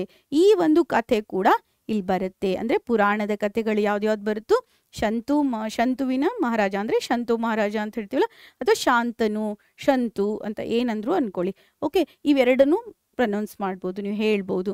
ಓಕೆ, ಅವರ ತಂದೆ ಪ್ರದೀಪರ ಬಗ್ಗೆ ಬಂತು, ಆಮೇಲೆ ಇಲ್ಲಿ ಅರ್ಜುನನ ಬಗ್ಗೆ ಬಂತು, ದ್ರೋಣಾಚಾರ್ಯರ ಬಗ್ಗೆ ಬಂತು. ಈ ಮೂರು ಏನಾಗುತ್ತೆ ಅಂತ ಹೇಳಿದ್ರೆ ನಮ್ಮ ಪುರಾಣದ ಕಥೆಗಳನ್ನು ಇಲ್ಲಿ ಗಂಗಾದ್ವಾರದಲ್ಲಿ ಆಯಿತು ಅಥವಾ ಹರಿದ್ವಾರದಲ್ಲಿ ಆಯಿತು ಅಂತ ಹೇಳಿ ಉಲ್ಲೇಖಗಳು ಬರುತ್ತೆ. ಏನಪ್ಪ ಆಯಿತು ಅಂತ ಹೇಳಿ ಇದು ಗೊತ್ತಾಯ್ತಲ್ವಾ ನಿಮಗೆ? ನಾಗಲೋಕದ ಕನ್ಯೆ ಉಲೂಪಿ ಅಂತಿರ್ತಾರಲ್ವ, ಅವರು ಅರ್ಜುನನ ಕಂಡು ಮೋಹಗೊಳ್ತಾರೆ, ಇಷ್ಟಪಡ್ತಾರೆ. ಇಷ್ಟಪಟ್ಬಿಟ್ಟು ಅವಳನ್ನು ವರಿಸ್ತಾರೆ, ಅಂದರೆ ಅವ್ರು ಕರ್ಕೊಂಡು ಹೋಗಿ ಅವರು ಇಬ್ಬರು ಮದುವೆ ಆಗ್ತಾರೆ. ಪಾಣಿಗ್ರಹಣ ಮಾಡ್ಕೊಳ್ಳೋದು ಅಂತ ಹೇಳ್ತೀವಿ, ಮದುವೆ ಆಗ್ತಾರೆ. ಮದುವೆ ಆದಮೇಲೆ ಮತ್ತೆ ವಾಪಸ್ ಬಂದುಬಿಟ್ಟು ಏನು ಮಾಡ್ತಾರೆ ಅಂದರೆ ಇಲ್ಲಿ ದ್ವಾರದಲ್ಲಿ ಅವ್ರನ್ನ ಬಿಟ್ಬಿಟ್ಟು ಅರ್ಜುನ ಮತ್ತೆ ತೀರ್ಥಯಾತ್ರೆಗೆ ಹೊರಟೋಗ್ತಾರೆ ಅನ್ನೋದು ಇಲ್ಲಿ ಉಲ್ಲೇಖ ಬರುತ್ತೆ. ಹಾಗಿದ್ರೆ ಮಕ್ಕಳೇ, ಮುಂದಿನ ಭಾಗದಲ್ಲಿ ಏನಾಗುತ್ತೆ ಅಂತ ಹೇಳಿದ್ರೆ ಇಲ್ಲಿ ಬ್ರಹ್ಮಕುಂಡದ ಬಗ್ಗೆ ನಮ್ಮ ಕೃತಿಕಾರರು ಹೇಳಕ್ಕೆ ಶುರು ಮಾಡ್ತಾರೆ.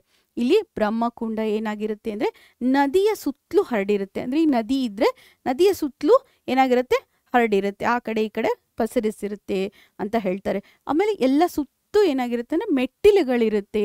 ಆ ಮೆಟ್ಟಿಲುಗಳ ಮೇಲೆ ಜನ ಏನು ಮಾಡ್ತಾರೆ ಅಂದರೆ ಆರತಿ ಆಗ್ತಾ ಇರುತ್ತಲ್ಲ, ಅದನ್ನ ನೋಡೋದಕ್ಕೆ ಅಂತ ಹೇಳಿ ಬಂದು ಕೂತ್ಕೊಂಡಿರ್ತಾರೆ. ಸುಮ್ಮನೆ ಕೂತ್ಕೋತಾರಾ? ಇಲ್ಲ, ಕೈಯಲ್ಲಿ ಏನು ಮಾಡ್ತಾರೆ ಅಂತ ಹೇಳಿದ್ರೆ ದೀಪಗಳನ್ನು ಹಿಡ್ಕೊಂಡು ಬಂದಿರ್ತಾರೆ. ಎಷ್ಟೋ ಜನ ಗಂಡ ಹೆಂಡತಿ ಜೊತೆಯಾಗಿ ದೀಪಗಳನ್ನು ಬಿಡ್ತಾರೆ. ದೀಪಗಳು ಅಂತ ಹೇಳಿದ್ರೆ ಅಲ್ಲಿ ಏನು ಮಾಡ್ತಾರೆ ಅಂತ ಹೇಳಿದ್ರೆ ದೊನ್ನೆಯಲ್ಲಿ ದೀಪ ಇರುತ್ತೆ. ದೊನ್ನೆ ಅಂತ ಹೇಳಿದ್ರೆ ನಿಮ್ಗೆ ಲೀಫ್ ಎಲೆಗಳಿಂದ ಈಗ ದೊನ್ನೆ ಮಾಡಿರ್ತಾರಲ್ವ, ಆ ಥರ ಇರುತ್ತೆ. ಅದರಲ್ಲಿ ಎಣ್ಣೆ ಬತ್ತಿ ಹಾಕಿ ಸುತ್ತಲೂ ಹೂವೆಲ್ಲ ಇಟ್ಟು ಏನು ಮಾಡ್ತಾರೆ ಅಂತ ಹೇಳಿದ್ರೆ ಅಲ್ಲಿ ಆರತಿ ವೀಕ್ಷಿಸೋ ಟೈಮಲ್ಲಿ ಆ ದೀಪಗಳನ್ನು ಬಿಡ್ತಾರೆ ಅಂತ ಹೇಳ್ತಾರೆ. ಇಲ್ಲಿ ಗಂಗೆ ಆರತಿಯನ್ನು ನೋಡೋದಕ್ಕೆ, ಬ್ರಹ್ಮಕುಂಡದಲ್ಲಿ ಆರತಿಯನ್ನು ನೋಡೋದಕ್ಕೆ ಏನಾಗಿರುತ್ತೆ ಅಂತ ಹೇಳಿದ್ರೆ ಜನ ಬಂದ್ಬಿಟ್ಟು ಸ್ಥಳವನ್ನು ಆಕ್ರಮಿಸಿಕೊಂಡು, ಅಂದರೆ ಆಗಲೇ ಸ್ಥಳ ಹಿಡ್ಕೊಂಡ್ಬಿಟ್ಟು ಬಂದು ಕೂತಿರ್ತಾರೆ. ಸಂಜೆ ಎಷ್ಟು ಗಂಟೆಗಾಗುತ್ತೆ? 7 ಗಂಟೆಗೆ ಆರತಿ ಶುರುವಾಗುತ್ತೆ ಮಕ್ಕಳೇ. ಇಲ್ಲಿ ಗಂಗೆಯ ದೇವಸ್ಥಾನಕ್ಕೆ ಎದುರಿನ ದಡದ ಮೆಟ್ಟಿಲುಗಳ ಮೇಲೆ ಹೇಗೋ ದಾರಿ ಮಾಡಿಕೊಂಡು ಅವ್ರೇನು ಮಾಡಿದ್ರು, ನಮ್ಮ ಕೃತಿಕಾರರು ಇಲ್ಲಿ ನೀರಿನಲ್ಲಿ ಕಾಲುಗಳನ್ನು ಬಿಟ್ಟು ಅವರು ಏನು ಮಾಡಿದ್ರು, ಕೂತ್ಕೊಂಡ್ರು. ಅಂದರೆ ನೀರು ಹತ್ರನೇ ಕೂತ್ಕೊಂಡ್ರು, ನೀರು ಕಾಲು ತಾಗೋ ಥರ ಕೂತ್ಕೊಂಡ್ರು ಅಂತ ಹೇಳಿ ಹೇಳ್ತಾ ಇದ್ದಾರೆ. ಇಲ್ಲಿ ಎಲ್ಲರ ಕೈಯಲ್ಲಿ ದೀಪ ಇರುತ್ತೆ. ಆ ದೀಪಗಳೇನಾಗುತ್ತೆ, ಒಂದು ಸ್ವಲ್ಪ ಮುಂದೆ ಹೋಗಿ ಕೆಲವೊಂದು ಬಿದ್ದು ಬೀಳುತ್ತೆ, ಕೆಲವೊಂದು ಹಾಗೆ ಉರಿತಾ ಇರುತ್ತೆ, ಕೆಲವೊಂದು ಮುಂದೆ ಮುಂದೆ ಹೋಗ್ತಾ ಇರುತ್ತೆ. ಆಮೇಲೆ ಸಂಜೆ ಆದಂಗೆ ನೂರಾರು ದೀಪಗಳು, ಲಕ್ಷಾಂತರ ದೀಪಗಳು ಏನು ಮಾಡ್ತವೆ ಅಂತಂದರೆ ಚಂದ ಕಾಣಿಸ್ತಾ ಇರ್ತವೆ. ನಿಮ್ಗೆ ಗೊತ್ತಲ್ವಾ, ಯಾವಾಗಲೂ ರಾತ್ರಿ ಹೊತ್ತಲ್ಲಿ ಕತ್ಲಾಗಿರುತ್ತೆ, ಬೆಳಕಿರಲ್ಲ, ಆವಾಗ ನೀರು ಕೂಡ ಕತ್ಲಲ್ಲಿ ಕಾಣಿಸಲ್ಲ. ಕತ್ಲಲ್ಲಿ ಈ ದೀಪಗಳು ತುಂಬ ಚೆನ್ನಾಗಿ ಕಾಣಿಸುತ್ತೆ ಅಂತ ಹೇಳ್ತಾರೆ. 100 ಅಲ್ಲ, 1000 ಅಲ್ಲ, ಲಕ್ಷ ಎನ್ನುವ ಸಂಖ್ಯೆಯ ಏನಾಗುತ್ತೆ, ನದಿಯ ಎರಡೂ ಬದಿ ಪೂಜೆ ವೀಕ್ಷಿಸಲು ಬಂದವರಿಗೆ ಒಂಥರ ಚಂದ ಕಾಣಿಸ್ತಾ ಇರುತ್ತೆ. ಅಷ್ಟು ಜನ ಕೂತ್ಕೊಂಡಿರ್ತಾರೆ, ಅಷ್ಟೊಂದು ದೀಪಗಳನ್ನು ಕೂಡ ಬಿಟ್ಟಿರ್ತಾರೆ. ಇಲ್ಲಿ ಕಡ್ಡಿ ಗೀರಿ ಕಿಡಿ ಹೊತ್ತಿಸಿ ಉರಿಯುವ ದೀಪದ ದೊನ್ನೆಯನ್ನು ನೀರಿನಲ್ಲಿ ಬಿಡ್ತಾರೆ. ಅಂದರೆ ನೀರಲ್ಲಿ ಆ ದೊನ್ನೆ ಇರುವಂಥ, ಅಂದರೆ ಲೀಫಿಂದ ಮಾಡಿರೋದು ಅಂತ ಹೇಳಿದ್ನಲ್ಲ, ದೊನ್ನೆ ಅಂದರೆ ಲೀಫ್ ಇಂದ ಮಾಡಿರೋವಂಥ ದೀಪಗಳನ್ನು ಬಿಡ್ತಾರೆ ಅಂತ ಹೇಳಿ ಹೇಳ್ತಾ ಇದ್ದಾರೆ. ಬನ್ನಿ ಮಕ್ಕಳೇ, ಮುಂದಿನ ಭಾಗವನ್ನು ನೋಡೋಣ. ಆ ದೀಪಗಳು ಹೇಗೆ ಕಾಣುತ್ತೆ ಅಂತ ನಮ್ಮ ಶಿವರುದ್ರಪ್ಪನವ್ರು ಹೇಳ್ತಾರೆ ನೋಡಿ, ಎಷ್ಟು ಚಂದ ಪದಗಳನ್ನು ಬಳಸ್ತಾರೆ. ಸಂಜೆಯ ಕೆಂಪು ಹರಿಯುವ ನೀರಿನ ನಿರಿಗೆಗಳನ್ನು ವರ್ಣಮಯವನ್ನಾಗಿ, ಇಲ್ಲಿ ಸಂಜೆಯ ಕೆಂಪಿದೆಲ್ಲ, ಸಂಜೆ ಹೊತ್ತಲ್ಲಿ ಲಾಸ್ಟ್ ಮಿನಿಟ್ ಕೆಂಪು ಕಲರ್ ಬರುತ್ತಲ್ಲ, ಆರೆಂಜ್ ಕಲರ್, ಕೆಂಪು ಕಲರ್ ಅಂತಿರಲ್ಲ, ಅದು ಬಂದು ನೀರಿನ ನಿರಿಗೆಗಳು, ಅಂದರೆ ನೀರಲ್ಲಿ ಬರುವಂಥ ಫೋಲ್ಡ್ಸ್ ಬರುತ್ತಲ್ಲ, ಆ ನೀರಿನ ನಿರಿಗೆಗಳನ್ನು ವರ್ಣಮಯವನ್ನಾಗಿ ಮಾಡಿದೆ. ಅಂದರೆ ಆ ನೀರಿನ ನಿರಿಗೆ ಕೂಡ ಏನಾಗಿದೆ, ಕಲರ್ಫುಲ್ಲಾಗಿ ಮಾಡಿದೆ ಅಂತ ಹೇಳ್ತಾರೆ. ಗಂಗಾ ಮಾಯಿಗೆ ಹೆಣ್ಣು ಮಕ್ಕಳು ಏನು ಮಾಡ್ತಾ ಇದ್ದಾರೆ, ಗಂಡ ಹೆಂಡತಿ ಜೋಡಿ ಜೋಡಿಯಾಗಿ ದೀಪ ಬಿಡ್ತಾ ಇದ್ದಾರೆ. ದೀಪಗಳನ್ನು ನದಿ ಜಲದಲ್ಲಿ ಏನು ಮಾಡ್ತಾ ಇದ್ದಾರೆ, ಬಿಡ್ತಾ ಇದ್ದಾರೆ. ಅವಾಗೆಲ್ಲ ಅವು ಸ್ಲೋ ಆಗಿ ಮೂವ್ ಆಗ್ತಾ ಇದೆ, ಹೋಗ್ತಾ ಇದೆ, ಚಲಿಸ್ತಾ ಇದೆ ಅಂತ ಹೇಳಿ ನಮ್ಮ ಕೃತಿಕಾರರಾದಂಥ ಇಲ್ಲಿ GSS ಅವರು ಹೇಳ್ತಾ ಇದ್ದಾರೆ. ಆ ಬಿಟ್ಟಂಥ ದೊಣ್ಣೆಗಳು ಒಂದೆರಡು ಮಾರು ದೂರ ಹೋಗುವಷ್ಟರಲ್ಲಿ ಸೆಳುವಿಗೆ, ಅಂದರೆ ನೀರಿನ ಸೆಳುವು ಇರುತ್ತಲ್ಲ, ಅದಕ್ಕೆ ಸಿಕ್ಬಿಟ್ಟು ಗಿರಗಿರನೆ, ನೋಡಿ ಗಿರಗಿರನೆ, ಇಲ್ಲಿ ಗಿರಗಿರನೆ, ಹೌದಾ, 2 ಪದ ಇದೆ ಅಲ್ವಾ, ವಿರುಕ್ತಿ. ಇಲ್ಲಿ ತಲೆ ಕೆಳಗಾಗಿ, ಅಂದರೆ ಗಿರಗಿರ ಅಂತಂದರೆ ಹಿಂಗೆ ನೀರಿಂದ ಇದಕ್ಕೆ ಸಿಕ್ಬಿಟ್ಟು ತಲೆ ಕೆಳಗಾಗಿ ಬಿದ್ದುಬಿಡ್ತವೆ. ಆಮೇಲೆ ಹತ್ತಿದ ದೀಪ ನೀರಲ್ಲಿ ಆರಿ ಹೋಗ್ಬಿಡ್ತವೆ, ಕೆಲವೊಂದು ಗಾಳಿಗೆ ಆರಿ ಹೋಗ್ಬಿಡ್ತವೆ. ಅದರ ಜೊತೆಗಿದ್ದ ಹೂವುಗಳು ದಿಕ್ಕಾಪಾಲಾಗಿ ಕೊಚ್ಚಿ ಹೋಗ್ತಿದ್ವು. ಕೆಲವು ದೊನ್ನೆ ದೀಪಗಳು ಸ್ವಲ್ಪ ದೂರದವರೆಗೆ ಹರಿಯುತ್ತಾ ನದಿ ಜಲದಲ್ಲಿ ಪ್ರತಿಬಿಂಬಿತವಾಗುತ್ತಾ ಮುಂದೆ ಹೋಗುತ್ತೆ. ಅಂದರೆ ಸ್ವಲ್ಪ ಕೆಲವೊಂದು ಪ್ರತಿಬಿಂಬ ಅಂತ ಹೇಳಿದ್ರೆ ನಿಮ್ಗೆ ಗೊತ್ತು, ರಿಫ್ಲೆಕ್ಷನ್ ಆಗುತ್ತೆ. ಅದು ದೀಪ ಎಲ್ಲ ಬಂದಾಗ ನೋಡಿ ಇಲ್ಲಿ ಹೆಂಗೆ ಕಾಣಿಸ್ತಾ ಇದೆ. ದೀಪಗಳ ತಂದೆ ಆದಂಥ ಒಂದಿಷ್ಟು ಬೆಳಕನ್ನು ಬಿಡುತ್ತೆ. ಆವಾಗ ಅಲ್ಲಿ ಹೂವೆಲ್ಲ ಇರುತ್ತಲ್ಲ ಅದೆಲ್ಲ ಕೆಳಗಡೆ ಬಿದ್ದೋಗುತ್ತೆ. ಯಾವ್ದು ಆರಿರುತ್ತೆ ಅದೆಲ್ಲ ಬಿದ್ದು ಹೋಗ್ತಾ ಇದೆ. ಅದು ನೀರಿನ ಹರಿವಿಗೆ, ನೀರು ಜಾಸ್ತಿ ಹಿಂಗೆ ಫೋರ್ಸ್ ಆಗಿ ಬಂದಾಗ ಹರಿವಿಗೆ ಬೀಳ್ತಾ ಇದೆ ಅಂತ ಹೇಳಿ ನಮ್ಮ GS ಶಿವರುದ್ರಪ್ಪನವರು ಹೇಳ್ತಾ ಇದ್ದಾರೆ. ಹಾಗಿದ್ರೆ ಬನ್ನಿ ಮಕ್ಕಳೇ, ಮುಂದಿನ ಭಾಗದಲ್ಲಿ ಏನಂದರೆ ಇಲ್ಲಿ ಮತ್ತೆ ದೊನ್ನೆಗಳು ಹೇಗೆ ತಲೆ ಕೆಳಗಾಗಿ ಕೆಲವೊಂದು ಬೀಳ್ತವೆ, ಕೆಲವೊಂದು ಮುಂದೆ ಮುಂದೆ ಹೋಗ್ತವೆ. ಬಹುಸಂಖ್ಯೆಯಲ್ಲಿ ತೇಲಿಬಿಟ್ಟ ದೀಪಗಳು ನದಿಯ ಹರವನ್ನೆಲ್ಲ ನೋಡಿ, ಹರಹ ಅಂತ ಹೇಳಿದ್ರೆ ಅಲ್ಲಿರುವಂಥ ಎಲ್ಲ ಪ್ಲೇಸ್, ಅಂದರೆ ಆ ಪಕ್ಕದಲ್ಲಿರುವಂಥ ಪ್ಲೇಸ್ ಇರುತ್ತಲ್ಲ ಅದಕ್ಕೆ ತುಂಬಿಕೊಂಡು ಅದ್ಭುತವಾಗಿ, ಮಕ್ಕಳೇ ಇಲ್ಲಿ ನೋಡಿ, ಇಲ್ಲಿ ತುಂಬಿಕೊಂಡು ಅದ್ಭುತವಾದ ದೃಶ್ಯಮಾಲೆ ಅಂತ ಹೇಳ್ಕೊಟ್ಟಿದ್ದಾರೆ. ದೃಶ್ಯಗಳ ಮಾಲೆ ಅಂದರೆ ಈ ದೃಶ್ಯಗಳು ಅಂತ ಹೇಳಿದ್ರೆ ನೀವು ಶಾರ್ಟ್ಸ್ ಅಂತ ಹೇಳ್ತೀವಿ, ಸ್ಕ್ರೀನ್ ಶಾಟ್ಸ್ ತಗೋತಿರಲ್ಲ, ದೃಶ್ಯಗಳು ಅಂದರೆ ಚಿಕ್ಕ ಚಿಕ್ಕದು, ಅವು ಫುಲ್ ಹಿಂಗೆ ಕಾಣಿಸ್ತಾ ಇದೆ, ತುಂಬ ಪಿಕ್ಚರ್ ಥರ ಕಾಣಿಸ್ತಾ ಇದೆ ಅಂತ ಹೇಳ್ತಾ ಇದ್ದಾರೆ. ಅದನ್ನೇ ದೃಶ್ಯಗಳ ಮಾಲೆ ಅಂತ ನಿರ್ಮಿಸಿದೆ. ಅಂದರೆ ಅಲ್ಲಿ ಕಂಟಿನ್ಯೂಟಿ ಇದೆ ಅಂತ ಹೇಳಬೇಕಾಗಿದೆ ಅವರು, ಅದನ್ನು ಇಲ್ಲಿ ಹೇಳ್ತಾ ಇದ್ದಾರೆ ಮಕ್ಕಳೇ. ಸರಿನಾ ಮಕ್ಕಳೇ? ಹಾಗಿದ್ರೆ ಮುಂದಿನ ಭಾಗದಲ್ಲಿ ಹೋಗೋಣ. ಇಲ್ಲಿ ಸಂಜೆಯ ಕೆಂಪು ಕರಗಿ ನದಿಯ ನೀರು ಕಪ್ಪಾದಂತೆ, ಅಲ್ಲಿ ಸಂಜೆಯ ಕೆಂಪಿದೆ ಅಲ್ವಾ, ಅದೆಲ್ಲ ಕರಗಿ ನೀರೆಲ್ಲ ಏನೋ ಕಪ್ಪಾದಂತೆ ಅದರ ಮೇಲೆ ತೇಲುವ ನೂರಾರು ದೀಪಗಳು ನದಿಯ ಬಟ್ಟೆಗೆ, ನದಿ ಅನ್ನುವಂಥ ಬಟ್ಟೆ ಇದ್ದರೆ ಅದಕ್ಕೆ ಬೆಳಕಿನ ಕಸೂತಿ, ಅಂದರೆ ಬೆಳಕಿನಿಂದ ಏನು ನೀವು ಕಸೂತಿ ಮಾಡೋದು ಅಂತ ಹೇಳಿದರೆ ಎಂಬ್ರಾಯ್ಡ್ರಿ ಮಾಡೋದು ಅಂತ ಹೇಳ್ತಿರಲ್ಲ, ಆ ಕಸೂತಿ ಹಾಕ್ದಂಗಿದೆ ಅಂತ ಹೇಳ್ತಿದ್ರೆ. ನೋಡಿ ಎಷ್ಟು ಚೆನ್ನಾಗಿದೆ ನೋಡಿ, ಭಾಷೆಯನ್ನು ಬಳಸುವ ರೀತಿ ನೋಡಿ, ಇಲ್ಲಿ ತುಂಬ ಚೆನ್ನಾಗಿ ಬಳಸಿದ್ದಾರೆ ನೋಡಿ ನಮ್ಮ ಲೇಖಕರು, ಇಲ್ಲಿ ಕೃತಿಕಾರರು. ಸಂಜೆಯ ಕೆಂಪು, ಸಂಜೆಯಲ್ಲಿರುವಂಥ ಕೆಂಪು ಕರಗ್ಬಿಟ್ಟಿದೆ, ಎಲ್ಲ ಕರಗಿ ಏನಾಗಿದೆ, ನದಿ ನೀರು ಕಪ್ಪಾಗ್ಬಿಟ್ಟಂಗೆ ಕಾಣಿಸ್ತಾ ಇದೆ.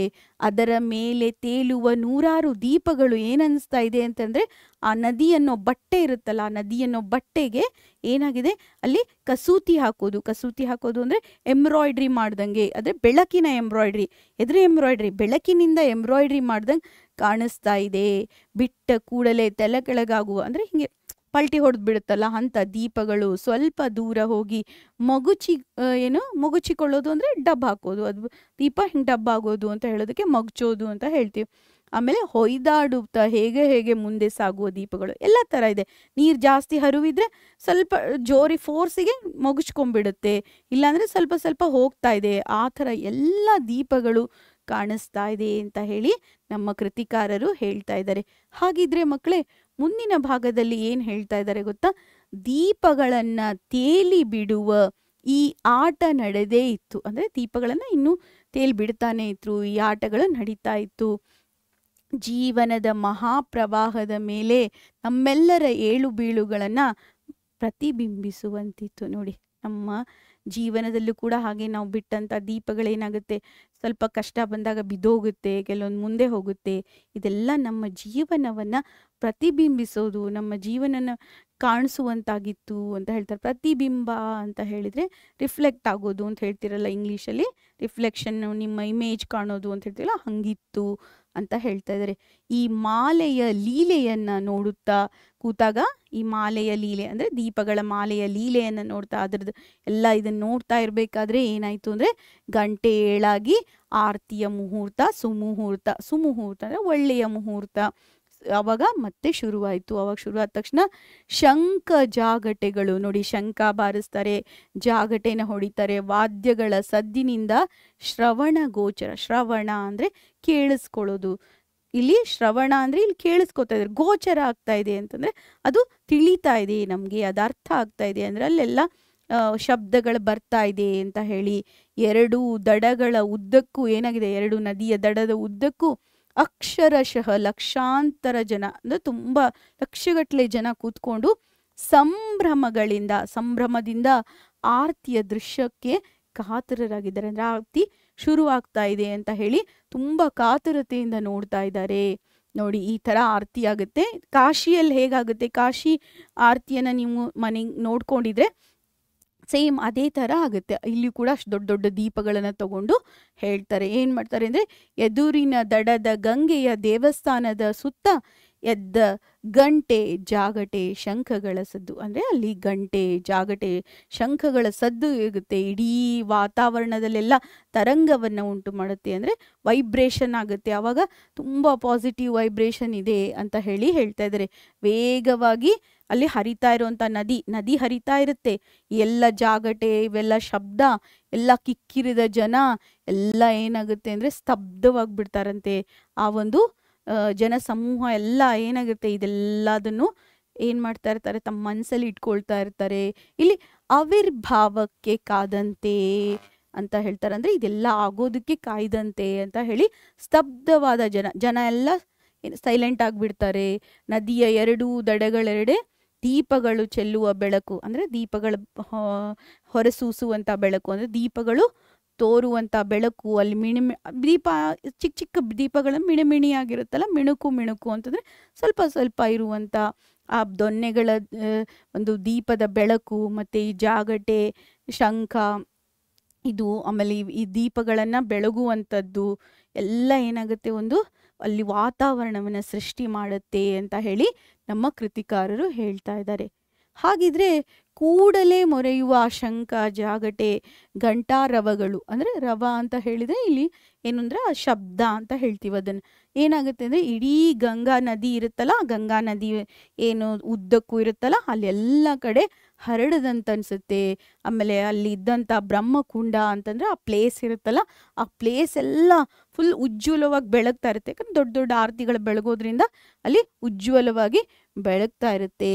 3-4 ಅಡಿ ಎತ್ತರದ ಆರತಿಯ ದೀಪಗಳು, 3-4 ಅಡಿ ಇಷ್ಟಿಷ್ಟು ದೊಡ್ಡ ದೊಡ್ಡ ದೀಪಗಳನ್ನು ಏನು ಮಾಡ್ತಾರೆ ಅಂತ ಹೇಳಿದ್ರೆ, ದೊಡ್ಡ ದೊಡ್ಡ ದೀಪಗಳನ್ನು ಬೆಳಗ್ತಾ ಇರ್ತಾರೆ. ಅಲ್ಲಿ ಹಿಡಿದಂಥ ಅರ್ಚಕರು ಏನು ಮಾಡ್ತಾ ಇರ್ತಾರೆ, ಗಂಗೆಯ ಅಂಚಿನಲ್ಲಿ, ಅಂದರೆ ಗಂಗೆಗೆ ಅಂಚಿನಲ್ಲಿ ನಿಂತು ಏನು ಮಾಡ್ತಾ ಇರ್ತಾರೆ, ನದಿಗೆ ಆರತಿಯನ್ನು ಬೆಳಗ್ತೊಡಗ್ತಾರೆ. ನೋಡಿ, ನಮ್ಮ ಒಂದು ಸನಾತನ ಸಂಸ್ಕೃತಿಯಲ್ಲಿ ಏನಾಗಿದೆ ಅಂತ ಹೇಳಿದರೆ, ನಾವು ಯಾವಾಗಲೂ ಪ್ರಕೃತಿಗೆ ಹೆಚ್ಚಿನ ಮಹತ್ವವನ್ನು ಕೊಡ್ತೀವಿ. ಯಾಕಂದರೆ ನಮಗೆ ನದಿ ಏನಾಗುತ್ತೆ, ನೀರನ್ನು ಕೊಡುತ್ತೆ. ಅದಕ್ಕೆ ನಾವು ವಾಪಸ್ಸನ್ನು ಕೃತಜ್ಞತೆಯನ್ನು ಹೇಳ್ತೀವಿ. ಆಮೇಲೆ ಭೂಮಿಗೆ ನಾವು ವಂದನೆಯನ್ನು ಮಾಡ್ತೀವಿ, ಅಗ್ನಿಗೆ ವಂದನೆಯನ್ನು ಮಾಡ್ತೀವಿ, ಗಿಡ ಮರಗಳಿಗೆ ವಂದನೆಯನ್ನು ಮಾಡ್ತೀವಿ. ಯಾಕೆಂದರೆ ಇವೆಲ್ಲ ನಮಗೆ ಜೀವಿಸೋದಕ್ಕೆ ನಮಗೆ ಅವಕಾಶವನ್ನು ಕೊಟ್ಟಿದೆ ಅಂತ ಹೇಳಿ ನಮ್ಮ ಸನಾತನ ಸಂಸ್ಕೃತಿಯಲ್ಲಿ ನಾವು ಪ್ರಕೃತಿಗೆ ಏನು ಮಾಡ್ತೀವಿ, ಮಹತ್ವವನ್ನು ಕೊಡ್ತೀವಿ. ಅದು ಒಂದು ರೀತಿ. ಇಲ್ಲಿ ಏನು ಗೊತ್ತಾ, ದೇವರು ಅಂತ ಹೇಳಿದರೆ ನಾವೇನು ಮಾಡೋದು, ಬರೀ ಪೂಜೆಯನ್ನು ಮಾಡೋದು. ಅಂದರೆ ನಾವು ಮೂರ್ತಿಯನ್ನಷ್ಟೇ ಪೂಜೆ ಮಾಡಲ್ಲ, ನಾವು ವಾತಾವರಣದಲ್ಲಿ ನಮ್ಗೆ ಕೊಟ್ಟಂಥ ಗಾಳಿಗೆ ಪೂಜೆ ಮಾಡ್ತೀವಿ. ವಾಯುದೇವೋ ನಮಃ ಅಂತೆಲ್ಲ ಹೇಳ್ತೀವಲ್ವ ನಮಗೆ. ಆಮೇಲೆ ನಾವು ನೀರಿಗೆ ಪೂಜೆ ಮಾಡ್ತೀವಿ, ಆಮೇಲೆ ನಾವು ಭೂಮಿಗೆ ಪೂಜೆ ಮಾಡ್ತೀವಿ, ಅಗ್ನಿಗೆ ಪೂಜೆ ಮಾಡ್ತೀವಿ ಅಂತ ಹೇಳಬೇಕಾಗುತ್ತೆ. ಅದಕ್ಕೆ ಅವ್ರು ಹೇಳ್ತಾರೆ ಇಲ್ಲಿ ಏನಂದರೆ, ಈ ದೃಶ್ಯವನ್ನು ನೋಡೋದಕ್ಕೆ ನನಗೆ 2 ಕಣ್ಣು ಸಾಲ್ತಾ ಇಲ್ಲ. ಇದು ಈ ದೀಪಾರ್ತಿಗಳನ್ನು ನೋಡೋದು ಏನಾಗಿದೆ ಅಂದರೆ, ಇಡೀ ನದಿಯೆಲ್ಲ ಏನಾಗಿದೆ ಅಂದರೆ ಅಲ್ಲಿ ಆರತಿ ಬೆಳಕಿನಿಂದ ಏನಾಗ್ತಾ ಇದೆ, ಆ ಘಂಟಾಘೋಷಗಳಿಂದ ಮುಳುಗ್ತಾ ಇದೆ ಅಂತ ಹೇಳಿ ನಮ್ಮ ಇಲ್ಲಿ ಕೃತಿಕಾರರು ಹೇಳ್ತಾರೆ. ಮತ್ತೇನು ಹೇಳ್ತಾರೆ ನೋಡಿ, ಇಲ್ಲಿ ಹರಿಯುವ ನದಿಯಲ್ಲಿ ಅವರು ಎತ್ತಿ ಬೆಳಗುವ ಆರತಿಯ ಬೆಳಕುಗಳು ತೊಡಗಿದವು. ಅಲ್ಲಿ ಬೆಳಕೇನಾಗುತ್ತೆ ಅಂತ ಹೇಳಿದ್ರೆ, ಜೋರಾಗಿ ಹಿಂಗೆ ಮಾಡ್ತಾ ಇರ್ಬೇಕಾದ್ರೆ ಅದ್ರದ್ದು ಪ್ರತಿಬಿಂಬ ಎಲ್ಲ ಬೀಳುತ್ತಲ್ಲ ಅದು. ಮತ್ತು ತುಂಬ ಆರತಿ, 1 ಅಲ್ಲ 2 ಅಲ್ಲ, ಎಷ್ಟೊಂದು ಆರತಿಗಳಿತ್ತು ಅಂತ ಹೇಳ್ತಾರೆ. ಆಮೇಲೆ ಅಲ್ಲೇನಾಗುತ್ತೆ, ಈ ಅಪರೂಪವಾದ ದೃಶ್ಯ ಏನು ತುಂಬ ಅವರ್ಣನೀಯವಾಗಿದೆ. ಅಂದರೆ ಅದನ್ನು ವರ್ಣಿಸೋಕ್ಕೆ ಆಗಲ್ಲ, ಅದನ್ನು ಅನುಭವಿಸ್ಬೇಕು. ಕೆಲವೊಂದನ್ನು ನಾವು ಅಷ್ಟೇ ಎಕ್ಸ್ಪ್ಲೇನ್ ಮಾಡೋಕ್ಕಾಗಲ್ಲ, ನಾವು ಅದನ್ನು ಬರೀ ಅನುಭವಿಸ್ಬೇಕಷ್ಟೆ. ಅಲ್ಲಿ ಪ್ರೆಸೆನ್ಸ್ ಇರುತ್ತೆ ನಮ್ಮದು ಅಂತ ಹೇಳ್ತಾ ಇದ್ದಾರೆ. ಮತ್ತು ಲಕ್ಷಾಂತರ ಜನರು ಅತ್ಯಂತ ಭಕ್ತಿಯಿಂದ ಹರಿಯುವ ನದಿಯನ್ನು ದೇವತೆಗೆ ಹೋಲಿಸ್ತಾ ಇದ್ರು, ಮತ್ತು ಆ ಸ್ಥಾನದಲ್ಲಿಟ್ಟು ಪೂಜೆಯನ್ನು ಮಾಡ್ತಾ ಇದ್ರು ಅನ್ನೋದನ್ನು ಇಲ್ಲಿ ನಮ್ಮ ಕೃತಿಕಾರರು ಹೇಳ್ತಾ ಇದ್ದಾರೆ ಮಕ್ಕಳೇ. ಹಾಗಿದ್ರೆ ಮಕ್ಕಳೇ, ಮತ್ತೆ ನಾವು ದೇವಸ್ಥಾನದ ಆವರಣದೊಳಗೆ ನಡೆಯುವ ಪೂಜೆಯ ಸಾಂಪ್ರದಾಯಿಕ, ಅಂದರೆ ದೇವಸ್ಥಾನದಲ್ಲೂ ಒಂದು ಪೂಜೆ ನಡೆಯುತ್ತೆ, ಅದು ಸಾಂಪ್ರದಾಯಿಕ ಪೂಜೆ ಆಯಿತು. ಅದನ್ನು ಬಿಟ್ಬಿಟ್ಟು ಮನುಷ್ಯ ಏನು ಮಾಡ್ತಾ ಇದ್ದಾನೆ ಅಂದರೆ, ಮುಕ್ತವಾಗಿ ಹರಿಯುವ ನದಿಗೆ ಪೂಜೆ ಮಾಡ್ತಾನಲ್ಲ, ಇದು ಎಷ್ಟು ಚೆನ್ನಾಗಿದೆ. ಇದು ನಮ್ಮ ಪ್ರಾಚೀನತೆ, ಅಂದರೆ ನಮ್ಮ ಓಲ್ಡನ್ ಡೇಸ್, ನಮ್ಮ ಹಳೇ ಕಾಲದಲ್ಲಿ ಹೀಗೆ ಮಾಡ್ತಿದ್ರಲ್ವ. ಅವಾಗೆಲ್ಲ ಏನು ಮಾಡ್ತಿದ್ರು, ನಾವು ನದಿ, ಆದರೆ ಈಗಲೂ ಮಾಡ್ತಾಯಿದ್ದೀವಿ, ನಾವು ಯಾವಾಗಲೂ ಮಾಡ್ತಾಯಿದ್ದೀವಿ. ನಾವು ಯಾವಾಗಲೂ ಪ್ರಕೃತಿಗೆ ಹೆಚ್ಚಿನ ಮಹತ್ವವನ್ನು ಕೊಡ್ತೀವಿ ಅಂತ ಹೇಳ್ತಾ ಇದ್ದಾರೆ.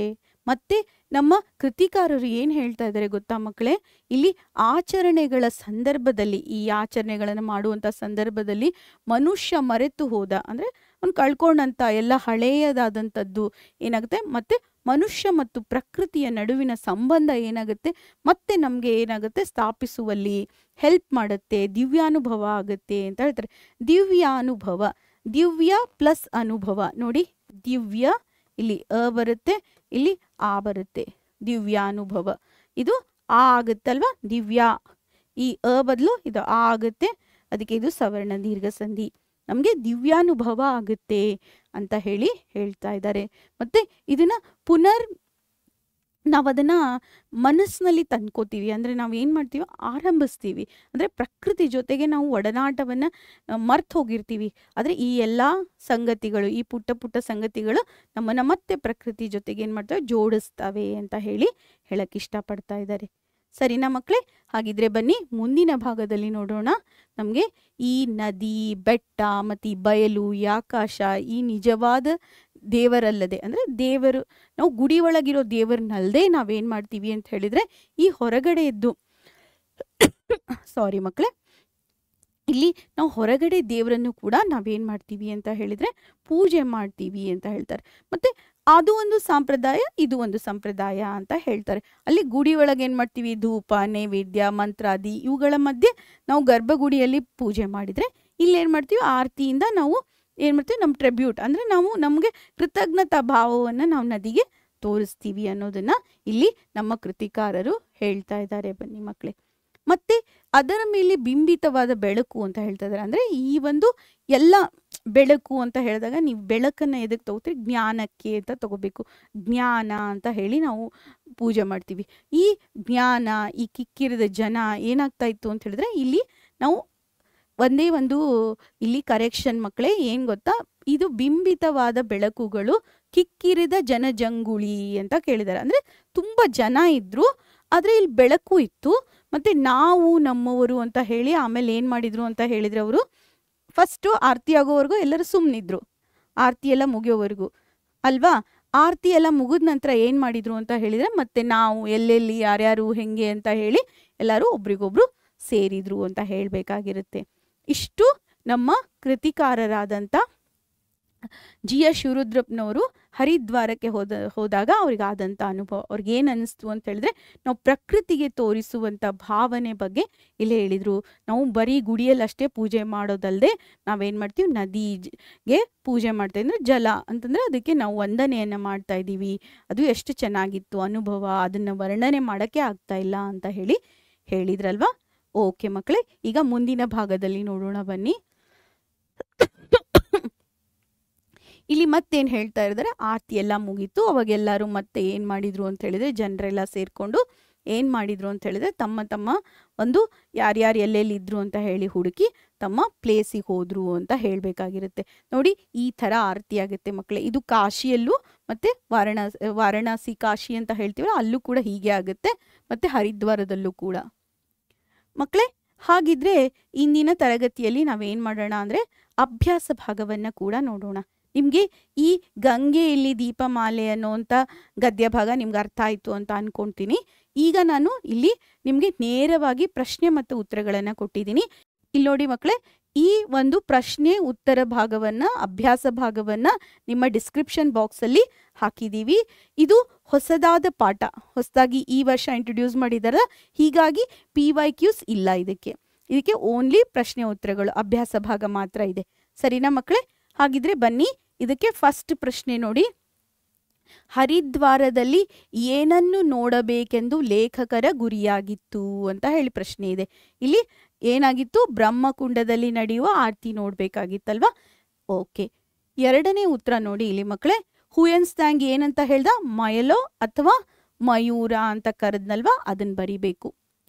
ಮೂರನೇ ಪ್ರಶ್ನೆ ನೋಡಿ, ಗಂಗೆಯಲ್ಲಿ ತೇಲುತ್ತಿದ್ದ 100 ದೀಪಗಳು ಹೇಗೆ ಕಾಣ್ತಿದ್ವು ಅಂತ ಹೇಳಿದ್ರೆ, ನದಿಯ ಬಟ್ಟೆಗೆ ಬೆಳಕಿನ ಕಸೂತಿಯನ್ನು ಹಾಕಿದಂಗಿದ್ವು. ನದಿಯ ಬಟ್ಟೆಗೆ ಬೆಳಕಿನ ಕಸೂತಿ ಹಾಕಿದಂಗಿದ್ವು, ಅದನ್ನು ಬರಿಬೇಕು.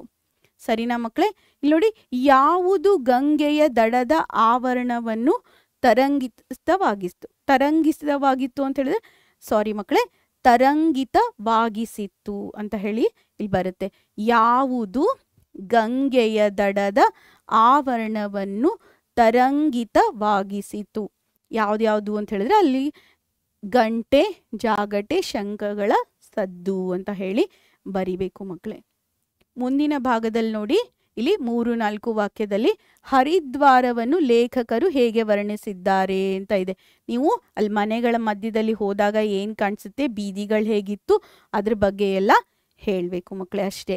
ಇಲ್ಲಿ ಏನು ಅಂತ ಹೇಳಿದ್ರೆ ಅವ್ರ ಮನೆ ಹೋಗ್ತಾ ಇದ್ರು, ಅಲ್ಲಿ ಏನಾಗಿತ್ತು ಅಂತ ಹೇಳಿದ್ರೆ ಬೀದಿಗಳ ಮಧ್ಯದಲ್ಲಿ ಸ್ವಲ್ಪ ಗಲೀಜಿತ್ತು ಅಂತ ಹೇಳಿದ್ರಲ್ವ. ಆಮೇಲೆ ಏನು ಮಾಡಿದ್ರು, ಹೋಗ್ತಾ ಇರ್ಬೇಕಾದ್ರೆ ಗುಡಿಗಳು, ಆಶ್ರಮಗಳು, ಧರ್ಮಶಾಲೆಗಳೆಲ್ಲ ಸಿಗ್ತಾ ಇದ್ವು ಅಂತ ಹೇಳಿದ್ರಲ್ವ. ಅದನ್ನ ಇಲ್ಲಿ ಬರಿಬೇಕು ಮಕ್ಕಳೇ. ಹಾಗಿದ್ರೆ ಮುಂದಿನ ಭಾಗಕ್ಕೆ ಹೋಗ್ತಾ ಇದ್ದೀನಿ ನೋಡಿ. ಇಲ್ಲಿ ಹರಿದ್ವಾರಕ್ಕೆ ಕಪಿಲ ಸ್ಥಾನ ಎಂದು ಹೆಸರು ಬರಲು ಕಾರಣವೇನು? ಇದನ್ನ ಹೇಳಿದ್ದೀನಿ ನಾನು ಈಗಾಗಲೇ. ಸಗರ ಪುತ್ರರ ಬಗ್ಗೆ ಬರಿಬೇಕು, ಕಪಿಲ ಮಹರ್ಷಿ ಬಗ್ಗೆ ಬರಿಬೇಕು, ಆಮೇಲೆ ಗಂಗೆ ಬಂದದ ಬಗ್ಗೆ ಬರಿಬೇಕು. ಸರಿನಾ ಮಕ್ಕಳೇ? ಹಾಗಿದ್ರೆ ಮುಂದಿನ ಭಾಗಕ್ಕೆ ಹೋಗ್ತಾ ಇದ್ದೀನಿ ನೋಡಿ ಮಕ್ಕಳೇ. ಇದೆಲ್ಲ ನಾನು ಡಿಸ್ಕ್ರಿಪ್ಷನ್ ಬಾಕ್ಸಲ್ಲಿ ಇದೆ, ನೀವು ಅದನ್ನ ತಗೊಂಡು ಉಪಯೋಗಿಸ್ಕೋಬಹುದು. ಇಲ್ಲಿ ಮಹಾಭಾರತದಲ್ಲಿ ಗಂಗಾದ್ವಾರದ ಬಗ್ಗೆ ಉಲ್ಲೇಖಗೊಂಡಿರುವ ಪ್ರಸಂಗಗಳನ್ನು ತಿಳಿಸಿ ಅಂತ ಇದೆ. 2 ಪ್ರಸಂಗಗಳು ಬರಿಬೇಕು ನೀವು. ಯಾವ್ದ್ಯಾವ್ದು ಹೇಳಿ? ಫಸ್ಟ್ ಏನು ಬರಿತೀರಾ? ಮಹಾಭಾರತದಲ್ಲಿ ಉಲ್ಲೇಖ ಆಗಿರೋದು ಒಂದು ದ್ರೋಣಾಚಾರ್ಯರ ಬಗ್ಗೆ ಬರಿಬೇಕು. ಆಮೇಲೆ ಏನು ಬರಿಬೇಕು? ಅರ್ಜುನನ ಬಗ್ಗೆ ಬರಿಬೇಕು. ಸಾರಿ ಮಕ್ಕಳೇ, 3 ಪ್ರಸಂಗಗಳನ್ನು ಬರಿಬೇಕು. ಇಲ್ಲಿ ಫಸ್ಟು ಶಂತು ಮಹಾರಾಜ ಅಂದರೆ ಶಾಂತನು ಮಹಾರಾಜ ಅಂತ ಹೇಳ್ತೀವಲ್ಲ, ಶಾಂತು ಮಹಾರಾಜನ ತಂದೆ ಪ್ರದೀಪ್ ಅವರು ಏನು ಮಾಡಿದ್ರು ಅಂತ ಬರಿಬೇಕು. ಆಮೇಲೆ ಏನು ಬೇಕು? ದ್ರೋಣಾಚಾರ್ಯರ ಬಗ್ಗೆ ಬರಿಬೇಕು. 3ನೇದು ಅರ್ಜುನನ ಬಗ್ಗೆ ಬರಿಬೇಕು. 3 ಪ್ರಸಂಗಗಳನ್ನು ಬರಿಬೇಕು ಇಲ್ಲಿ. ಸರಿನಾ ಮಕ್ಕಳೇ? 3 ಪ್ರಸಂಗಗಳಿದೆ. ಸಾರಿ, ನಾನು 2 ಅಂದಿದ್ದೆ. 3 ಪ್ರಸಂಗಗಳನ್ನು ಇಲ್ಲಿ ಉಲ್ಲೇಖಿಸಬೇಕು. ಸರಿನಾ? ಹಾಗಿದ್ರೆ ಮಕ್ಕಳೇ ಮುಂದಿನ ಭಾಗವನ್ನು ನೋಡೋಣ. ಇಲ್ಲಿ ನಿಸರ್ಗದ ಆರಾಧನೆಯನ್ನು ಕವಿ ಹೇಗೆ ಸಮರ್ಥಿಸಿಕೊಳ್ಳುತ್ತಾರೆ ಅಂತ ಹೇಳ್ತಾರೆ. ಅವ್ರು ಏನು ಹೇಳ್ತಾರೆ ಇಲ್ಲಿ? ಧೂಪ, ದೀಪ, ನೈವೇದ್ಯದಿಂದ ಒಂಥರ ಪೂಜೆ ಮಾಡಿದರೆ ಈಗ 2ನೇ ಥರ ಪೂಜೆ ಹೇಗಾಯಿತು, ನಿಸರ್ಗದ ಆರಾಧನೆ ಹೆಂಗಾಯಿತು ಅನ್ನೋದನ್ನ ಹೇಳ್ತಾರಲ್ವ. ಅದ್ರ ಬಗ್ಗೆ ಬರಿಬೇಕು ಮಕ್ಕಳೇ. ಸರಿನಾ?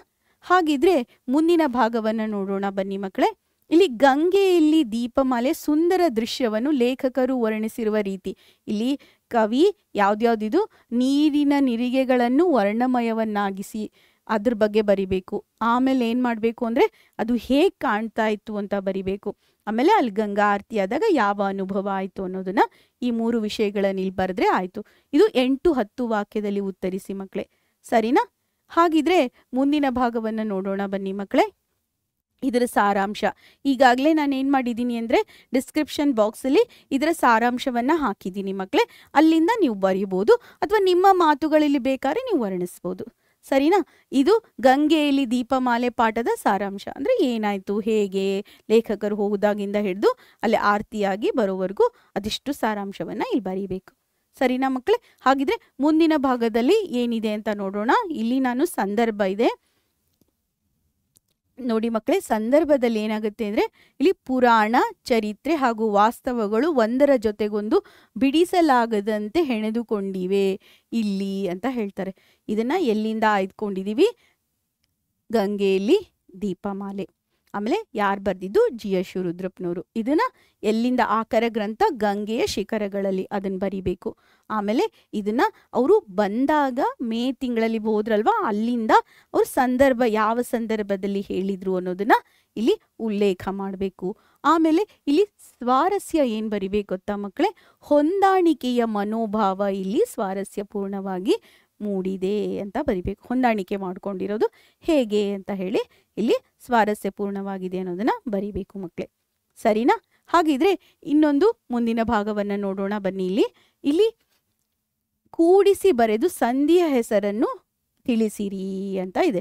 ಇಲ್ಲಿ ನೀವು ಏನು ಮಾಡ್ಬೋದು ಅಂದರೆ ಇದಕ್ಕೆ ಹೆಚ್ಚಿನ ಮಾಹಿತಿ ಬೇಕು ಅಂದರೆ ನಿಮಗೆ ನೀವು ನಮ್ಮ ಸಂಧಿಗಳು ವಿಡಿಯೋನ ನೋಡಿ ಮಕ್ಕಳೇ. ಓಕೆನಾ?